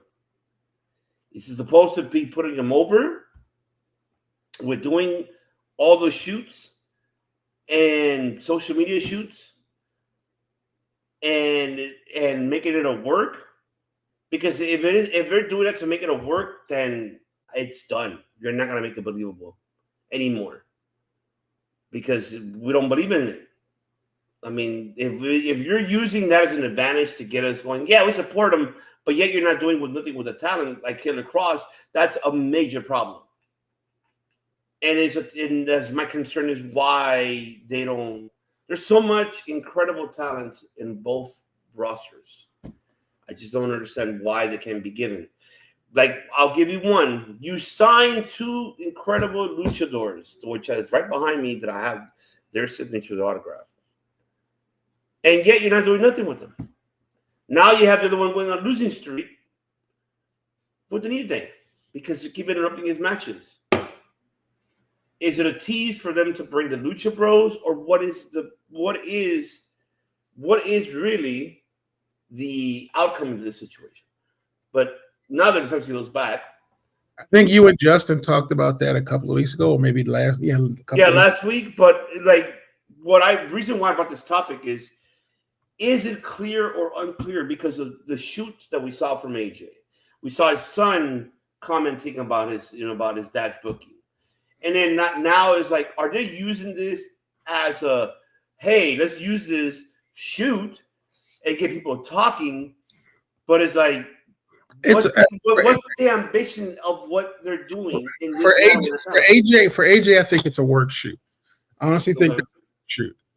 The problem I have, it goes back to, like you said, Ray and Penta. I understand separating them, because you don't want to do it because, Penta, Lucha Bros. Right. But here's the problem I have with WWE that kind of pisses me off. Okay. You sign these people because they are very popular on the circuit. Right. However, when you bring them in, you don't capitalize on that. You make them conform to the WWE style, which honestly, in my opinion, dumbs down the momentum they had coming in. Because look at the Motor City Machine Guns.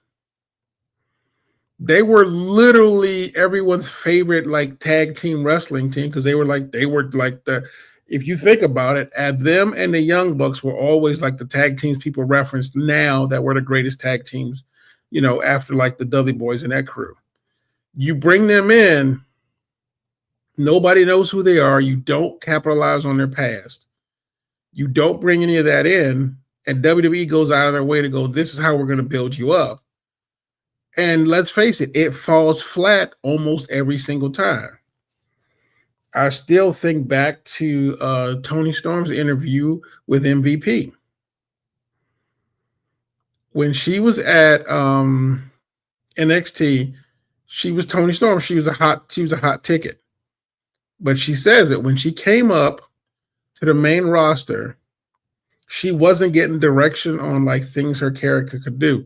Now, I understand in WWE you need to find your own character, but there are certain things that as a director and a producer, you should help them do that. Like people like Paul Heyman, Bruce, and all the rest of them are supposed to kind of give you a pointer or direction to go. The producers, the agents too. Yeah, agreed. Obviously, it's your job to carry the ball across the line. But if you don't know what they want and you have to do that yourself, the problem is that you don't know if you're doing the right thing because no one's telling you if it's the right thing to do. And then you get cut and goes, what the fuck happened? Yeah, that's where I'm lost in this matter when it comes to that. You nailed the coffin. Then what the fuck? Why you're a fucking agent then? Why you're a producer if you're not helping the talent to get over it? That's the question. Like I said, the question, and I believe, and this is my opinion with no facts behind it or numbers to prove it, I blame TKO merger. Thank you. Yes. Because I believe that they're all about placing resources to proven commodities. And if you have not, quote unquote, proven yourself, which remains the question of how you do that. And this difference with your, yes, NXT guys have to prove themselves. If you're already on the main roster and have been a draw, like say, for this case, AJ, yes, or someone like say Natalia, who honestly, didn't really get where she was supposed to be, in my opinion. She could have got better. They could have booked her better, but she still is a heart. At the same time, you have people who honestly, if you look at that upper echelon of WWE, there's only 6 people. There's only 6 people. Yeah. And I look at it and go, I don't want to keep seeing these 6 people fight. And that's what makes you concerned there. But but no, you're right. You're nailing the that's where. But I want to understand what is like. I feel like I'm with you 100%. This TKO, because that merger versus that merger, now it's all about more entertainment, more bringing back the old, bringing back, the old class. That's fine here and there. And there's nothing wrong with that per se, but the problem is that you are not leaving room for other people to come up. Exactly. Like you are not leaving room, giving people room to come up. Exactly. Like for instance, I don't care what anyone says. That run with Becky put Lyra on the map. Win or lose, whatever they did to her, she should still be getting a good push. Agreed. Like I'm saying, like I know people think she's boring, which I don't understand how, but that's how's she boring? That's the thing I don't get. So, but you have her. You have someone like Chelsea Green, who legitimately is beyond. Like she said it herself, she fits anywhere, and she does. She's proven that. We've seen her everywhere. Yeah, every part of WWE she shows up in, it's a great story. NXT, SmackDown, Raw. She shows up there, it's a great fucking story. Yeah. Truth be told, her against Julia is still my favorite match. Oh yeah, me too. Her against, I think that was Julia's debut match. Her against Julia was a great match, and I think honestly, and by the way, sorry, my apologies to add on what you're saying. Chelsea kind of saved that matchup for Julia because there was a little botch in that matchup, but Chelsea saved it. Yeah, but that's the thing, though.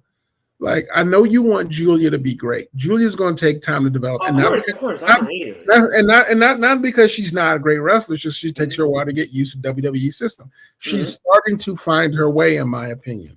It's slow and it's clumsy, but then again, every promotion has their problem. And this is where I'm gonna walk something back because I was always argued with you about this one thing. Okay. All of this would be fixed if they still had house shows. I know. I'm not saying you're wrong. Yes, I agree. Every time you said that, I was always going, oh, you just need practice. You don't really need house shows. In hindsight, all of the things we complain about that they need to work on back in the day were fixed with house shows.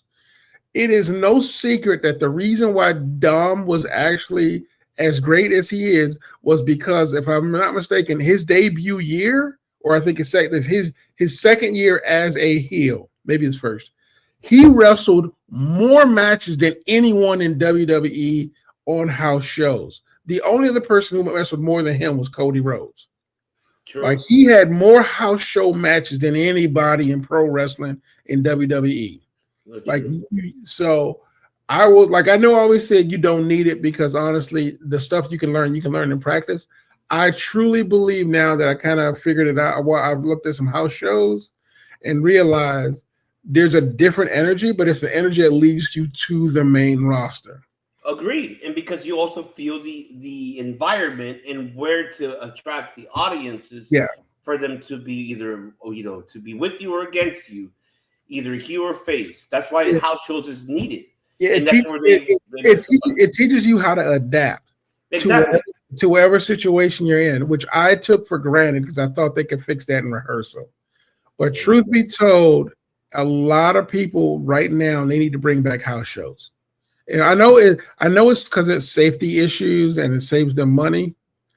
But the truth of the matter is those house shows are pretty much where you got to see wrestlers at a reasonable rate, at a reasonable cost. I'm with you, Brandon. Like, you could see random matches. Like, I think at one point you could see like a couple of like house shows for like $50 for some tickets, if that. Oh yeah, I paid $50 when it was before it became the Crypto Arena, when it was Staples Center, when it was the Christmas house show. Yeah, and I was able to see fucking, like, my wife and I were able to see like the talent that we normally see on Raw and SmackDown. Exactly. So, like, Yeah. So, and honestly, the house shows, and it goes back to TKO just kind of screwing everybody over for money. Because the house shows also had a secondary purpose that I don't think people up top recognize. The house shows kept fans connected to the wrestlers. Very even if you couldn't get to a Raw, even if you couldn't get to a pay-per-view, you still had. I can still see him on a house show. I can still see him at like like I said, it's not the same thing as a pay-per-view, and it's not the same thing as a Raw or SmackDown taping. But at the very least, a fan felt like he was still a part of it because he got to see a wrestler at a house show. Can you imagine seeing a house show where you got to see CM Punk and you got to see Dominic Mysterio wrestle each other? Like, even if you don't see that on TV, you at least got to say, I saw them do this thing. Oh, yes, that's right. Yes, He did win the US right. title. That's right, he did. Thank you, Brandon. I almost forgot about that. But like I said, and a lot of shit happens on house shows back in the day. And I'll give Vince this much credit. He planned his house shows the way he planned Saturday Night Raw, Raw and SmackDown. And the lower prices that he had for the but though everything that happened in those matches actually meant something on TV. So he's like through Raw and SmackDown, he sold house shows. And house shows obviously were directed you towards Raw and SmackDown and pay-per-views. But like I said, I think the problem is that at this point, whatever the ambition for the talent is, clear or unclear, whatever they're doing, they're disconnecting from the fans, in my opinion. I agree with that. And that's the word is missing. Mm-hmm. And the only thing that really has them connecting is not with the main roster. I would say more of NXT, because NXT, they have their live shows. They do live shows. And when they do that, they have connection, which I get it. That's understanding. That's understanding because you want NXT to become, which we already define it as his own brand. And they're having their house shows. And at least their talent is developing how to perform, and given the time when they're given a TV 2-hour time to go in there. But even the live shows don't really cut it because they're agreed with that. They're still under a strict rule, so they can't wrestle like they would at a house show or a dark match at that. Like, do you question why they cut off the house shows? Is it for reasonable because budget quote on that, or maybe I think it's more budgetary reason. It's not for talent's sake. Okay. Because here's the thing. House shows are where talent finds their gimmick. I still remember my favorite one is how the Godfather created how Papa Shango created the Godfather character. Because at one point he was just fucking around, and he wasn't Papa Shango at the time. He was I think he was in his other wrestling. No, he was Kamala. Yeah, he was at Kamala. But at one point during the house shows, he just randomly threw out the word. He threw out Godfather and hoes during the house show. And it went for like several shows, and they said it was over. And then they went to Vince and goes, "This is working at house shows." And then he's like, "Fuck, let's do it, pal. Let's just bring me some hoes. Give this man some hoes." So I mean, there was not a strip club in any city who was safe after Godfather showed up. No, boats and hoes. But the truth of the matter is that these they cut them out. Yeah, financially, yes, they saved money. However, they screwed over their talent. They did, and that's where the major problem is. And they're complaining that kids today don't have the toughness, or kids today don't have opportunity to grow, and they don't understand the storytelling aspect. That's because they getting past the reps. You get past the reps all you want. Mm-hmm. Like the problem is that you don't learn storytelling from pretty much wrestling on TV and going through rehearsals. You learn storytelling by going through matches, through house shows, by listening to a crowd and shit you do during that match. And then recording that match. No, they don't. But here's the thing, though. Most of those kids, and Brandon, that's a really good point. And I'll get back to your point where I'll bring Brandon. I'll come back to that in a second.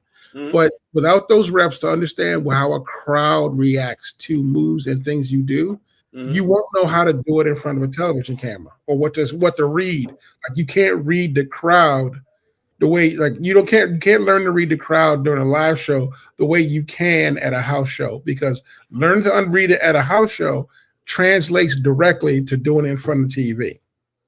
Because at that point, all you have is noise, and you have to try to gauge how that noise is reacting to what you're doing.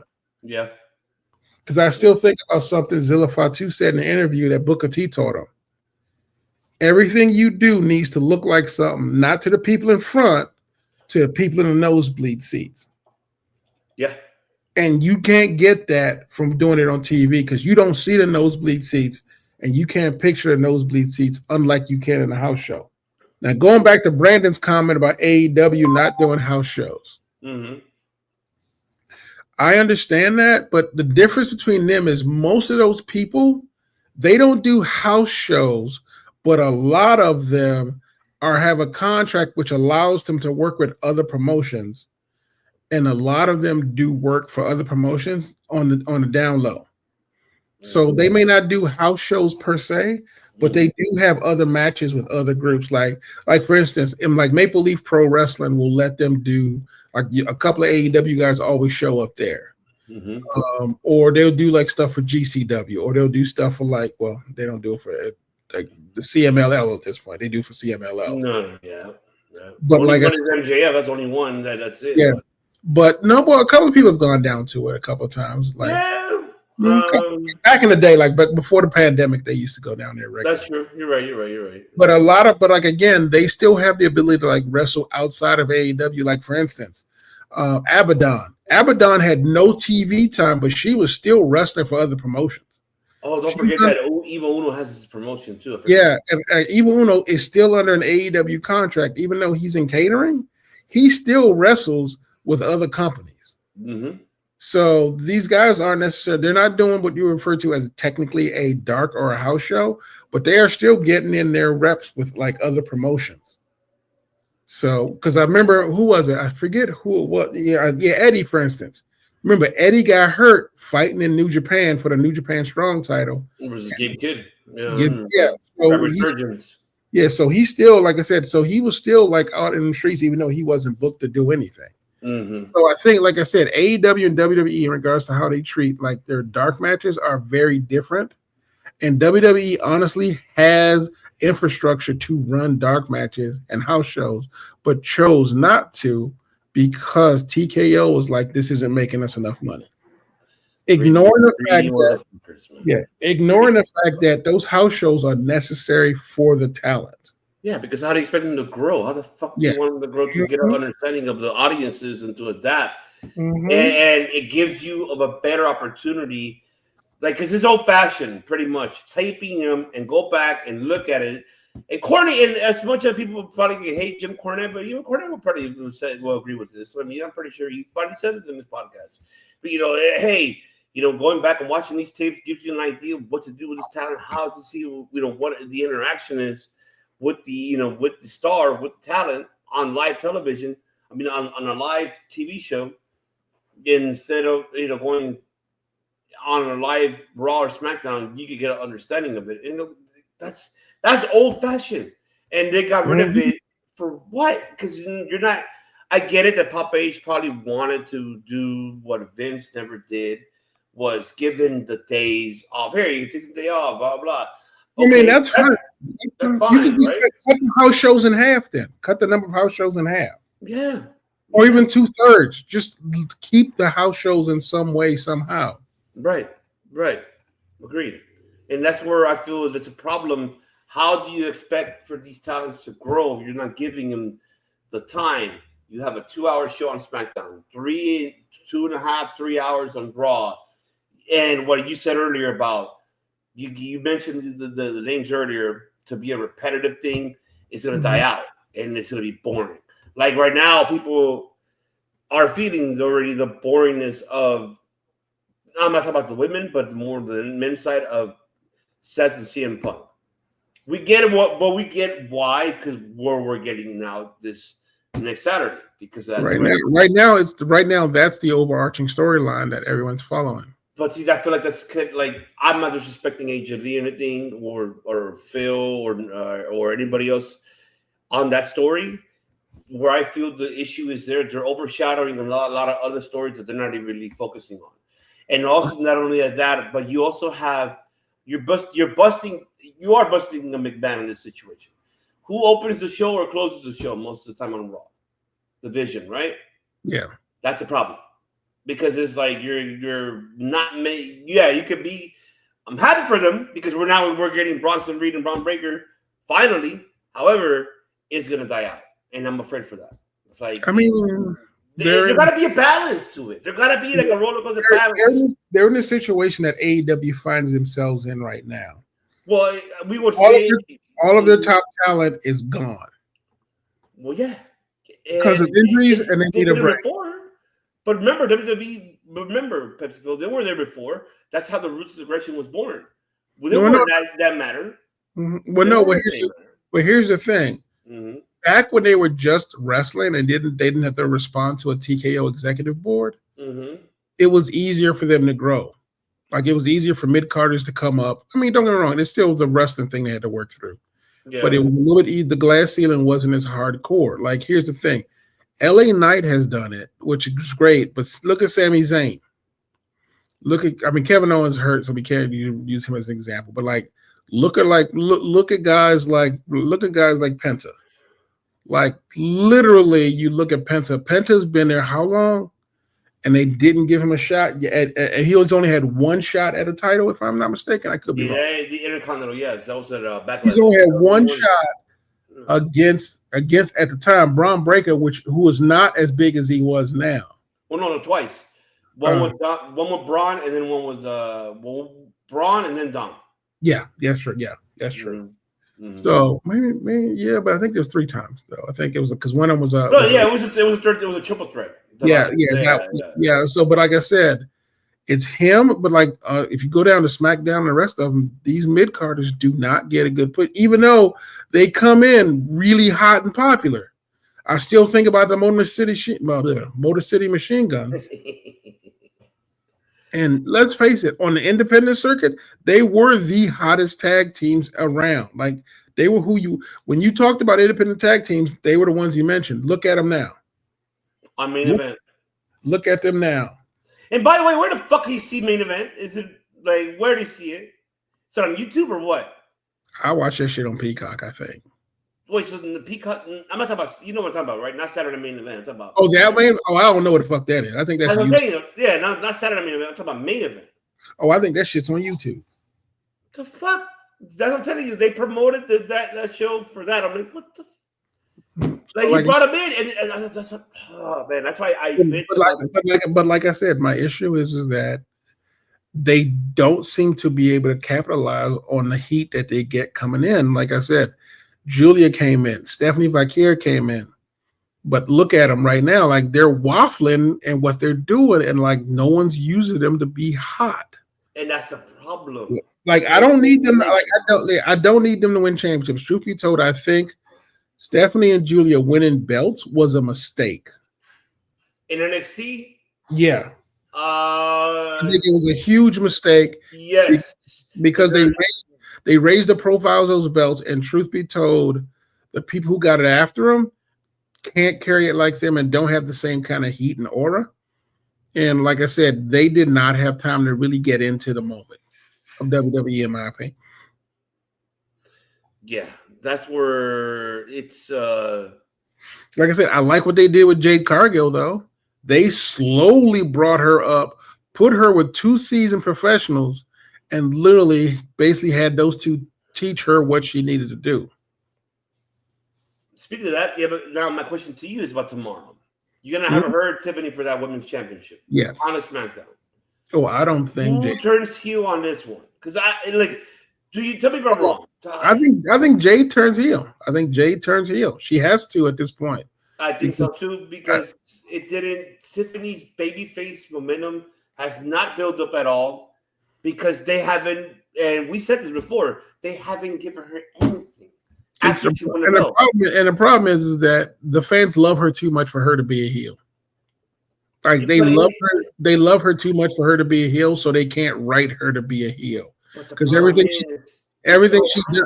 Yeah, what's the thing though? They can't give her anything because they like at one point they were just trying to make her a heel. Honestly, on par with Charlotte, which was pissing me off a little bit. Okay. Secondly, though, is like the problem is everybody loves her. It was like it's like when they tried to make Rob Van Dam a heel. It was like, yeah, stop fucking around. Seriously. Oh yeah, well, I mean, that's obviously, Vince really got it. He's like, fuck it, I have to make him heel. I gotta make him face, pal, because everybody likes the weed. What is like? But with Tiffy, like her being a heel, honestly, no one gonna buy that shit. And the thing is, I can buy it though, because Angry Barbie really doesn't work anymore. The last person who got it right was Mandy. Okay, no. Yeah, okay, I get that, but the thing is that my thing, it's fuck. It's just a tough one because they're both valid points, but it's a tough one. Okay, let me ask your opinion on this. What will work better for Jada, heel or face? And let's say if Tiffany heel, and let's say they keep Jada as a face. I don't think Jada as a face works. So you rather see her as a heel? I think she's more comfortable in the heel role. And until you get her comfortable with the WWE system, let her do a heel, but eventually turn her face.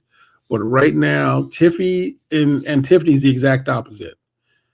She may be comfortable being a heel, but she is much better at being a face because people love her. And it's perfect for her to be, but like right now in the perfect booking, Jada's the heel because she's got an edge to her.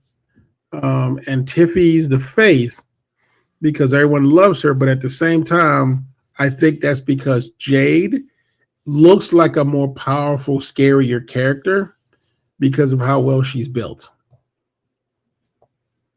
Yeah. That's where I'm at with this one because I'm getting your point. I'm just really more like what could fit currently. Like they're both valid.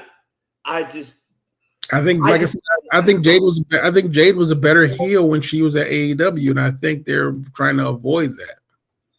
I think so too, but then again, I think remember Jade came in during a bad timing during the pandemic era, so it wasn't. So it's not her fault, shit happens.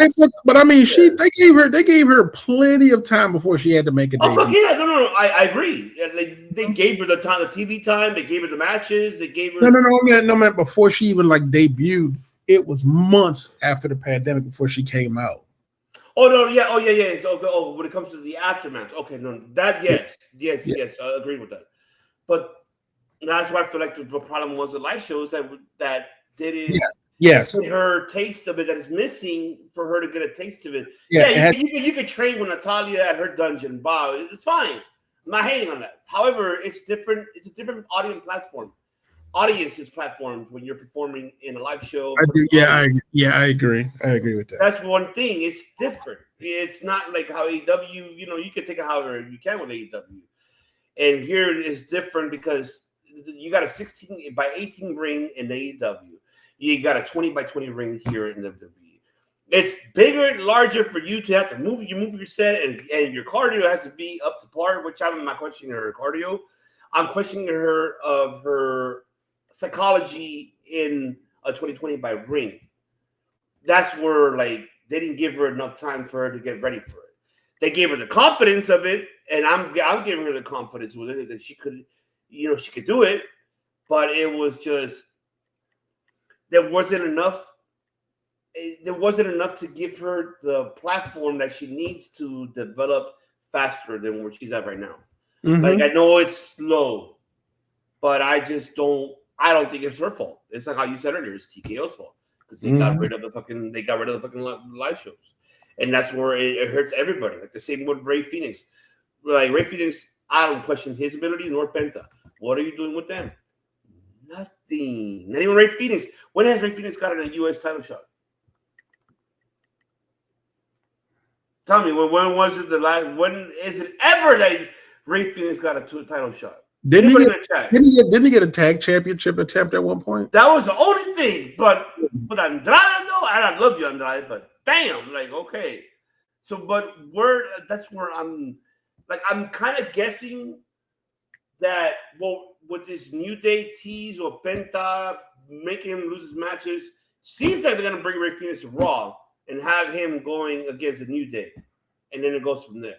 I think now that, they might have the draft happening after Wrestlepalooza, which I don't know what the fuck is that draft. I don't even pay attention to it, but it seems that way because we're seeing in the last couple Raws, we're seeing Penta getting interfered of that shit. Mm-hmm. But it's the same with him. It's like, okay, good matchup with Rusev. Good, okay. But you're not doing nothing when you brought him over. And that's where I'm at with, like, what the fuck? I'm just like, what is the ambition of this situation with your talent that you're bringing, that you paid so much money to bring them, and what are you doing with them? Not a fucking thing. And that's that's what I'm asking the question. Is there clear on this ambition with their Well, I mean, the thing is, you have to remember, and Triple H has said this a couple of times. Mm-hmm. You could be a great wrestler everywhere else, but you are not a great WWE wrestler. Okay. But the thing is, so to come in, no matter where you're from, like New Japan, Stardom, whatever, you still have to learn how WWE does their stuff, how their mechanism works, how their machine puts people over, and what you have to go through to get to the top of that machine. Agreed. Because don't forget, Seth didn't get huge easily. I mean, you remember Roman days trying to get from like him, the big dog, to whatever. Like the machine to get to the top through WWE is pretty much crunches and kills a lot of people. Like look at Karrion Kross. Karrion was, like I said, to this day, it still boggles my mind. Karrion Kross got huge within WWE's machine and never had a match and still did not get kept based on what he brought them. Like that's where I don't understand. No, that's what I'm saying. Like the machine, he broke the system because he wasn't in the machine that they used. Because let's face it, he got huge without using WWE, and bookers and agents hate that. That's their fault. You know what the fuck you're a booker and agent, you can't put the guy over. I mean, I'm not arguing that point, but my point is that in WWE, if you do something outside the booker and agent, it's like you don't work well with others because you did it by yourself, and they won't give you anything. Because, like I said, that Sammy run he had with Karrion Kross could have been something, but honestly, that shit pittered out. And like I said, Karrion Kross, bless him, was still doing business. But truth be told, let's face it, that man got himself over, got the fans along for the ride, even got his T-shirt sales up because he told WWE, put my T-shirts out there, and it was selling. But because he didn't go through the same system that AJ and Seth and Roman went through, he ended up leaving because he could not get ahead. At least not to where he was happy. So the truth of the matter is it's less about the ambition. It's more about, can you fit within the system that they have for you? And it won't be an automatic push. You got to grind it out in their system, in the system that they build. But here's the question, though. Could we call it that is still originally, could we still define it as that system, or this is a TKO new system of it now with the changes, with the budget cuts, with everything else overall of what they're doing? That one I'm blaming because I think NXT Black and Gold had the exact same issue as well. Like I think theirs was a little more truncated, but essentially I think it's the same type of system that they ran in Black and Gold. I think TKO's bullshit makes it harder. I think it makes it harder for them because, like I said, I go back to that Tony Storm interview where it was like they were hiring people, they were bringing people up, but we're not giving them direction or room to grow or a platform for them to grow, even if it is the house shows, because she was not being given direction. Like a wrestler can find their way if they have opportunity to test out random shit that they want to try. Take away the house shows, that experimentation and test waters disappears, and they only have TV and rehearsals. And so do I think it's solely WWE? No. Do I think it's solely TKO? No. I do think the umbrella of TKO makes it more difficult for someone to become a top guy in WWE. Yeah, because they're more focused, honestly, on the entertainment aspect of it, like more of it. I wouldn't even say entertainment. I said, can this person make us a lot of money? Well, no, that's what I'm saying. Like, but I have to involve that definition of entertainment aspect of it because, like how you said, to add what you said right now is to find an asset that can make them money. How would you expect that if you don't even allow them to? You can find that. Mm-hmm. It's like you're going back to a repetitive thing that McNugget used to do. It's like, fuck, I don't know how to make money. I need to bring him back. Come here, Hogan. I need you back. And he brought him back and made money. Got everything cool. Right? But I think they're treating pro wrestling like UFC. They assume if you have a pay-per-view night, people are going to show up because it's WWE. Yeah, but fucking thousands of dollars, man. Yeah, exactly. Like that's the thing.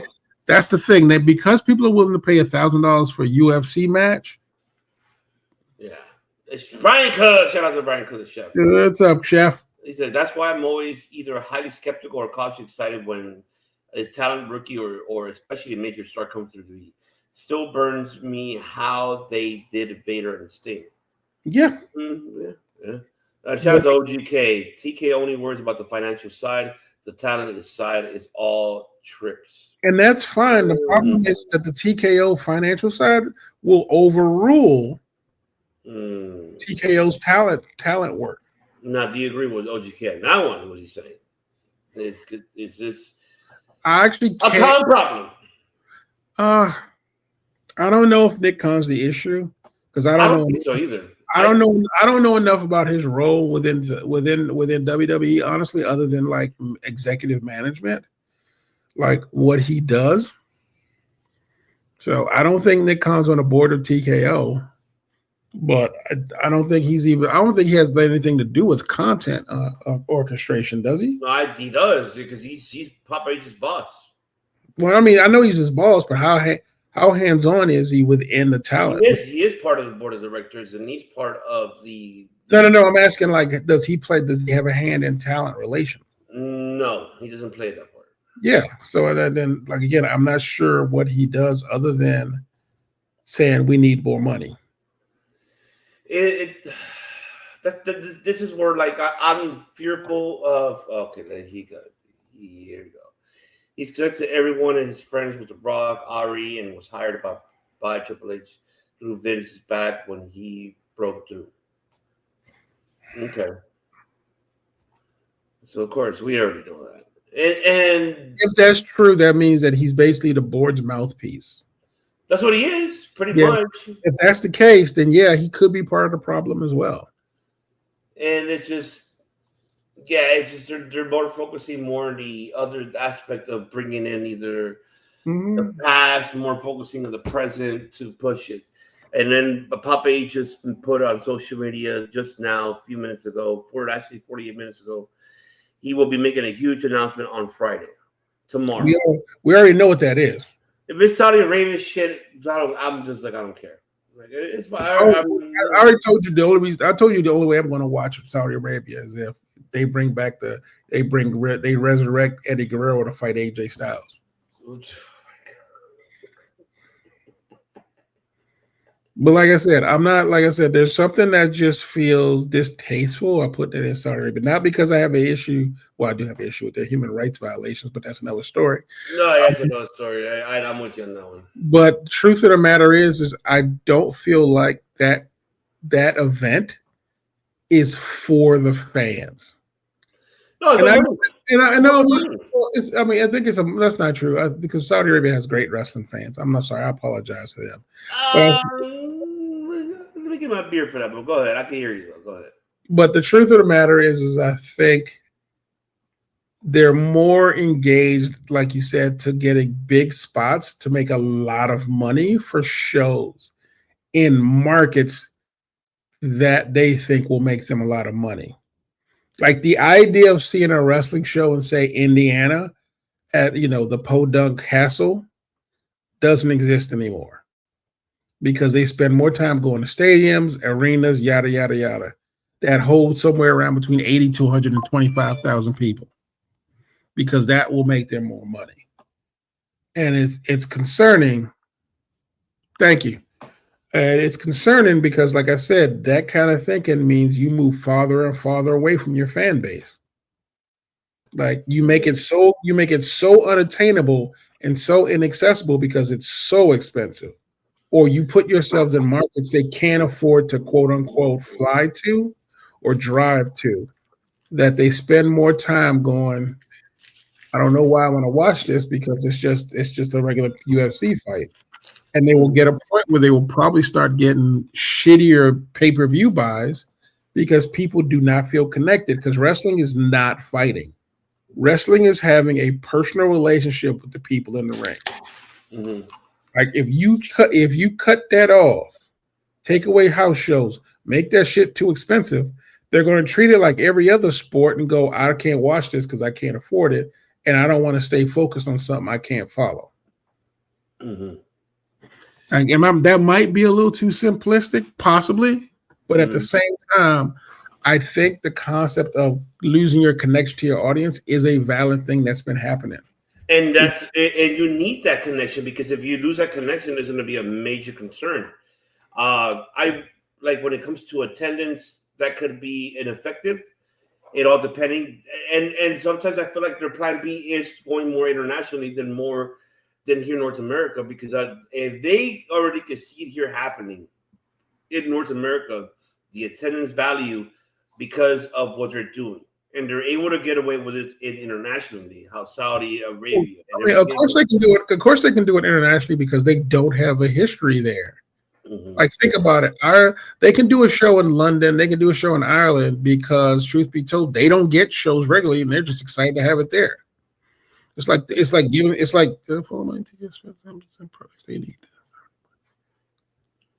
yeah. I think that's exactly what it is. Well, of course, remember the majority owner of that boxing promotion is Turkish, so that's yeah. But I mean, that's not. But again, the thing is, it falls in the category of it's like they would rather, quote unquote, raise the financial demographic of the people that attend, and get, I mean, all due respect to UFC fans, get a bunch of dickhead fans who and I mean dickhead rich fans who can afford to buy them tickets. And I can afford that shit. And dickhead celebrities to show up every few minutes in the crowd shots. Yeah. And then basically have somebody who's pretty much working a 9 to 5, working like middle income family, and like literally they save up once a month or maybe once every few months to be able to go to a wrestling event and have signs. Which one makes them more money? Yeah. The douchebag rich people, or douchebag like middle-aged family who just wants to connect with their favorite wrestler, be it like AJ Styles or be it like the New Day. Yeah. The truth of the matter is that like those of us on the quote unquote middle bracket and lower brackets, we don't make them enough money that they care about us. Which they don't. They want the higher money. That's where they go to, and why they charge so much, and why they book the venues where they go to. And they load up the audience with people who are rich or celebrities to make people go, celebrities there, I should care about that, the way they do UFC fights. Yeah. That's what they want to do, and that's why like it's gonna come down that most of these attendance is gonna be more for the higher class and more than the mid and lower class. Mm-hmm. But now why we see the abundance of the rising prices of streaming services and everything else for that cause of nature, because it's difficult to fucking buy really to go and attend. I'd rather spend this much money to on a service platform to watch it on my couch than going to $1,000. It's like, I mean, I don't know if their initiative is that. I mean, best of luck for them. I'm happy that remember how you mentioned about earlier off air about Brian, what he said on that show. Yeah, he's happy that, and I'm happy too. Like I'm not one of those, and I think you and I clarified this. We're not one of those that said, "Oh, we don't like we just like one." No, We love alternatives. That's what we love, that there is one. I'm glad that Tony Khan did what he's doing, and he's changing shit around to what he's doing. But Daniel Bryan touched on something we talk about the counter programming, which honestly, the counter programming thing is just whatever. But Daniel Bryan said it best. He does not understand how $1 billion company is worried about folks like AEW. They are $1 billion company that's been going for almost 45, damn near 50 years. Mm-hmm. AEW is legitimately a fifth of that time. Yes. They're not competition. They're not coming anywhere near close to WWE, but you're acting like WWE's acting like they're neck and neck. And Brian said it best. He does not understand these companies who spend so much time acquiring power and with a need for money and their behavior about that. When you are at the top of the heap, why are you sweating it? Like the old saying goes, a lion does not concern himself with puppies. And this is not a disrespect, and that puppy is not to say it's disrespectful to the other promotions. It's just you run wrestling and have for the last 60 years. Yeah. And you're upset because the fields opened up. Yeah, I understand you being upset because AEW forces you to do a better job of treating your talent. Boo-hoo. I'm sorry, you need to do a goddamn better job. Exactly. You're upset because of the pay scale of AEW, you need to match that. Boo-hoo, that's just labor shit. That's real, and because remember, there's not even a union on the fucking exactly. There isn't subcontract, so it's more harder. I'm not sure like why WWE feels the need to do all of this, but again, it goes back to the same thing. It's ego and power at the end. The way I see it, is ego and power. Yeah, just because they quote unquote bought AAA, theoretically you can say they bought TNA as well. But they won't say it out loud. No, they bought TNA. They're gonna announce it soon. Watch him announce it tomorrow. That's the announcement. Boy, ladies and gentlemen, we just bought TNA and watch him be like, and then that's fine for what it is. But honestly, you've just taken two promotions off the market, and literally done made the work harder for yourself because at that point you're the only one who can do those things. No, because now you made it more easier for AEW to actually Tony Khan to get some TNA talent and make that a higher place. I'm not saying not only that, but I'm saying like an example. I'm not saying that it's going to happen. No, that wasn't my argument. My argument is that I know. I was just throwing it out there. If you remove competition, you are never going to grow. That was the issue with WWE. Once once WCW went away, WWE's product went straight to shit. Because there was no one to go against. There was no one to argue with. There was no one to kind of go, oh, this is what they're doing. Let's do this instead. Like if you're quote unquote bottling up and taking everybody's stuff, and like I said, because like AAA is like a legitimate con. I think them taking AAA may be a great thing for CMLL because I think people are going to go there instead. Or CMLL is going to be smart enough to go, we're going to make ourselves more available to wrestling fans and people. The same thing goes for like TNA. Like I said, we got ROH, TNA, and you got MLW, GCW, a bunch of those companies. You got those. You got New Japan, and that's it. Well, on the North American side, but if you take out TNA from the struggle, that means someone will fill that vacuum. Yeah. And at this point in time, it's probably going to be someone like GCW. Like NWA had a shot, but they fucked that up with, you saw how they fucked that up. Oh yeah, and Brian saying that WWE is such a top dog with AAA, and look what they've done with TNA. They clutched their pearls over to AEW and future competitors. Give me a break. OGK saying they are making it easier for Tony Khan to change his ways because he needs to. He has stated in their lane, Tony might have not thought of anything was wrong. Yeah. And I agree with that. Like, I agree with that 100%. Like, Tony Khan, when it comes to what Tony Khan does for the product to make it an alternative, I give him 120% of vote. Yes, because he does do that for the audiences, and he listens to the audiences when it comes to that. I know we criticize and his booking the first 4 years, 4.5 years, because there was a lot of things there that it was like, okay, you're not listening, you're listening to your talent, but I think that should be cut off and be running. And now he changed the opposite. So this is like the turnover that we're seeing here, and the turnover now is more. What AEW did the first 4 years ago is now what WWE is doing currently. And what WWE did 4 years ago, or less than that, is now what AEW is doing. So a turnaround here of booking matters, and what to give the fans what they would like to have. Not everything fully, of course, but at least something. It just, I don't know what's the if the plan is to take over sports and entertainment to be one, it's a big mistake. And I think it's not going to work out. I think it's safe to say they already took over sports entertainment. Like, it's not a matter of taking it over.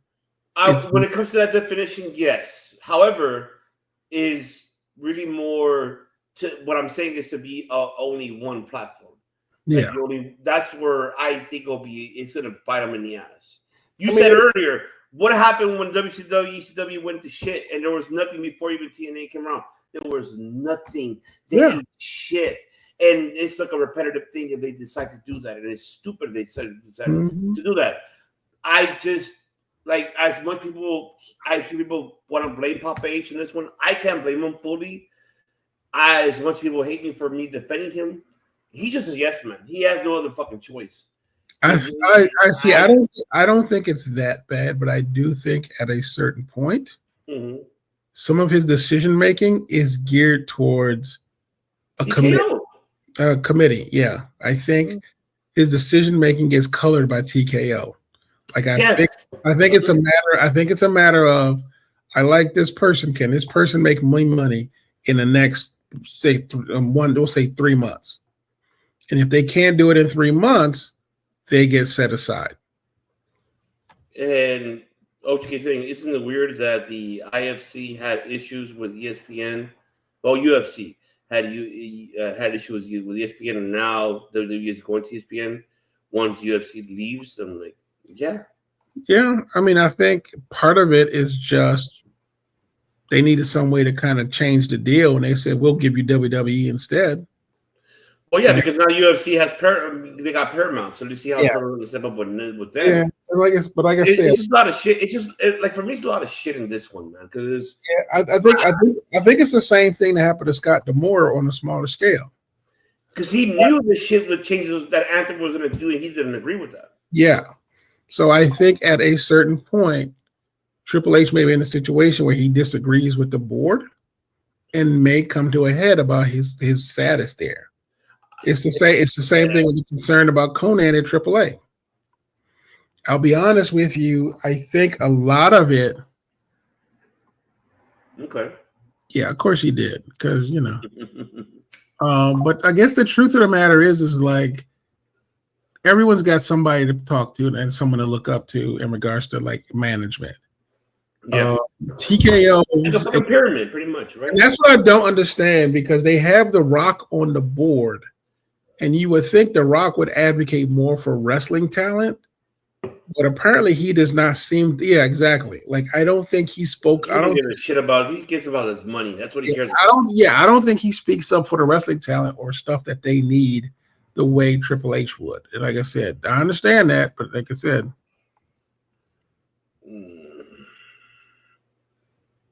it's just. It is what it is. And like I said, it's less about the ambition for the talent. It's just like, how much can we squeeze out of the talent we have right now before we get to like the next level? So in this question here, so what do you do? So is it clear to you on this, or is it unclear overall when it comes to For me, it's clear. Like for me, it's they're gonna wring and dry out and burn out all the top talent. Like I said, if some middle card slowly works his way in, They're going to do the same thing to them, but the problem is that middle card would need to find their own way in. Like, they are not doing as much as I would like for them to do to push people ahead. Like, they're not doing anything with Ray. They're not doing anything. Not Ray, but they're not doing anything with Ray Phoenix. They're not doing anything with Penta. Yeah. Those are the two biggest catch. They're not doing anything with Motor City Machine Guns. They're not doing anything DIY, and those are that is Triple H's boys. And the White Six that he brought back, they won the belts. Like, no one knows what they're doing. Remember, they debuted. It took them 6 months to find a storyline. Well, I mean, granted, that was because what's his name got hurt, but still. But the truth of the matter is that you brought two mid card titles for the women, and then you're using one of them right now. The other one, you're booking wise, you gave her the belt, you signed her big money, but not much there. Yes, first title, second title defense, meet it, and then what else is next after that? There's not much. For me, it's always been the problem, and I said this before, is the time management of the talent that you have. And that's why I call it turnover, because Tony Khan had the same issue. Like, he would consistently use the same talent over and over and over and over on one program, Dynamite. Collision is where he could use it. That was his baby. And now Collision is stepping up, that I feel like Collision is really like even with Dynamite. And now this one, when it comes to Raw and SmackDown, when Raw went to Netflix, okay, this gives them the platform to give them the opportunity to give eyes on other talent to see what are they capable to do. But as of recent, we haven't seen that. It's been more consistent, the same platform, who opens, who closes, the same guys every week. That's here's the difference between AEW's Collision and Dynamite problem versus WWE SmackDown and Raw problem. Mm-hmm. Tony wasn't utilizing Collision until much later. And at that point, he was spreading the talent around much more healthily. Mm-hmm. However, it was a lot easier for them to get mid-carders over than in AEW, only because the guys at the top were having matches with mid-cards. Like, yes. But those matches with the mid-carders didn't weaken the guys who lost. Like, they were definitely going to lose. No, it put them over. Though. You're right. It put them very much over. Agreed. And they were able to do it. And like, and even then, like, not all of them got over did great, but enough of them got over that they could actually show themselves. Like guys like Darby, guys like Daniel Garcia, guys like Jack Perry, guys like MJF, who pretty much put on extra weight. Like I said, they do have like it's not great windows, but it does have to do it. In WWE, it feels like they only want to use those guys across the board. And that's male and female talent across a very select board. But after that, underneath them is a glass ceiling and floor that some people have to literally fight so hard to get through that it feels like it's not even worth it. Like, to even watch them try to get up. Because like I said, how many times has Sami Zayn had his shot at the title? At the world title, at being a top guy? And that's somewhat is that may not necessarily be their fault. But at the same time, the only championship stuff that he's carried is the IC title, which no one remembers that run, not as much as I would like.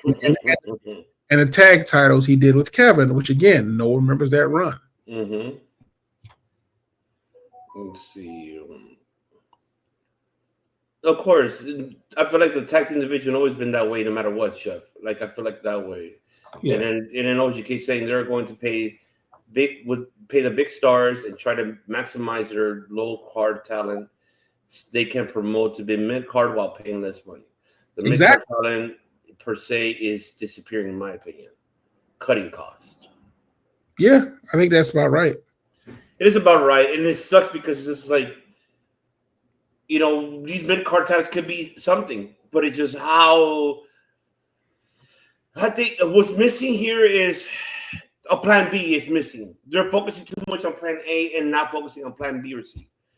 That's where I feel that it's unclear that they're not focusing on the other part of the B and C options.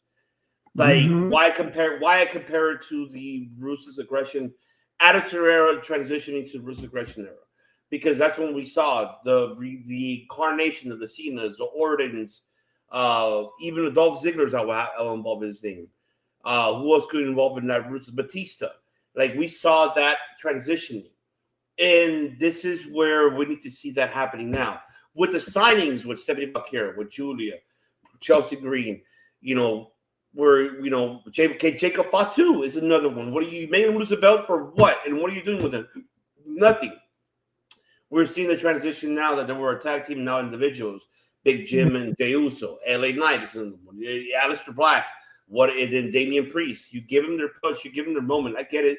You pay them their dues. However, there has to be consistency. There has to be a balanced roller coaster towards it to give it even out for people, for them, the ones in the board of directions to see, oh, this guy's something. Let's try him out.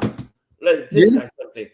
That's if you got rid of the live TV shows, live fucking shows, non-televised, what other better way to do it on real live show to consistently make it 1 week this 1 week plan 1 week team A, 1 week team B, 1 week team C, 1 week team D, then go back to the team D, and then you'll see what is the audiences are attracting to.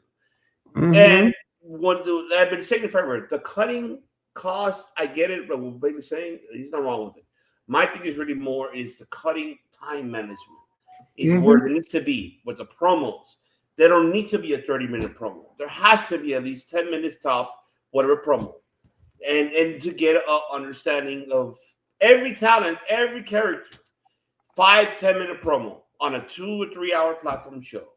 Even with their matches, give them at least 11 minutes, or like 8 minutes the most, to get an understanding.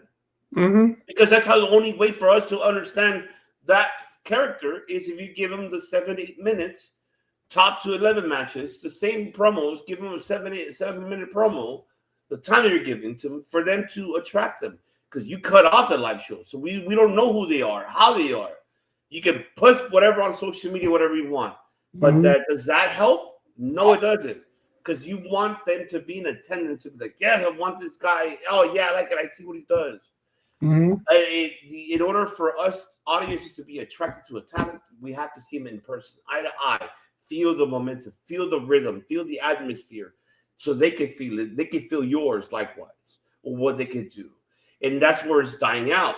Because they're more focusing, oh yeah, a big name. There you go. Like how Biggie said about paying the high cards, but not focusing on your plan B and C's and D's. I got you. Because you know what I'm saying? Because tell me where I'm wrong with this one, Pittsfield. Like that's why I compare it to you're not wrong.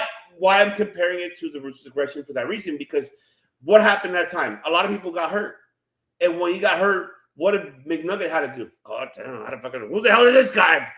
Cornette, who's this guy? There you go. It's just John Cena, the boss right here.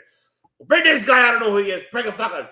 And then the one guy that they have who can really help knowing to do that is Paul Heyman. How the fucking Paul Heyman got over fucking Roman? How do you think Paul Heyman is right now currently, even though he's right now out of the picture, but storytelling wise, but he's helping Reed and Breaker to get over. Great. That's great. I'm not hating on it. My thing is don't make it consistent. Give everything else an opportunity to the rest of the talent that you have there in order for them to get a point of view for the audiences. Like and that's why that's why I feel like it should be a roller coaster between both brands. Okay. One thing that NXT does, I'll give them credit at least, is that Hickenbottom, even though his eyes are fucking cross-eyed, I don't know what the fuck he's pointing at sometimes, the majority of the time, but at least he changes his card differently here and there weekly. It's not the same characters, maybe 1 or 2 or 3, but he doesn't make it a consistent same character all the fucking time. But he does something different. So, and then it gives that audiences an attraction. And that's where I would like to see for the main rosters to do the same thing. It's the same thing, and that's what's missing here. Because Okay. I want to see more Julia. I want to see more. Vega didn't get her chance to do what she did as a U.S. champion. Motor City Machine Guns, I want to see more. Yes, we saw with the tag teams, yeah, cool, whatever, but we need to see more of it. The same with Raw. We need to see more of other talents. Lyra, I need to see more of Natty. I need to see more of Maxine Dupree. I need to see more of where they're going to go, the directions of the stories. There just hasn't been no consistency. Because they're focusing on more, how Vicky said, higher power, higher money. This is what I want. That's what I want in my TV, and I don't want anything else. Fuck the fans. And Nick Khan said it before, pretty much sending us the fuck off. He said on the Stephanie McMahon fucking podcast. It's like, fuck the fans. Well, guess what, motherfuckers? We are your fans that paid, and we're the fans that really watches your show. Mm-hmm. So it's like, and keep in mind that us here, our critique, we're analysts. We analyze situation. And to clarify, we analyze across the board. I don't favoritism for shit. I don't do none of that type of like, oh, this is better than this. No.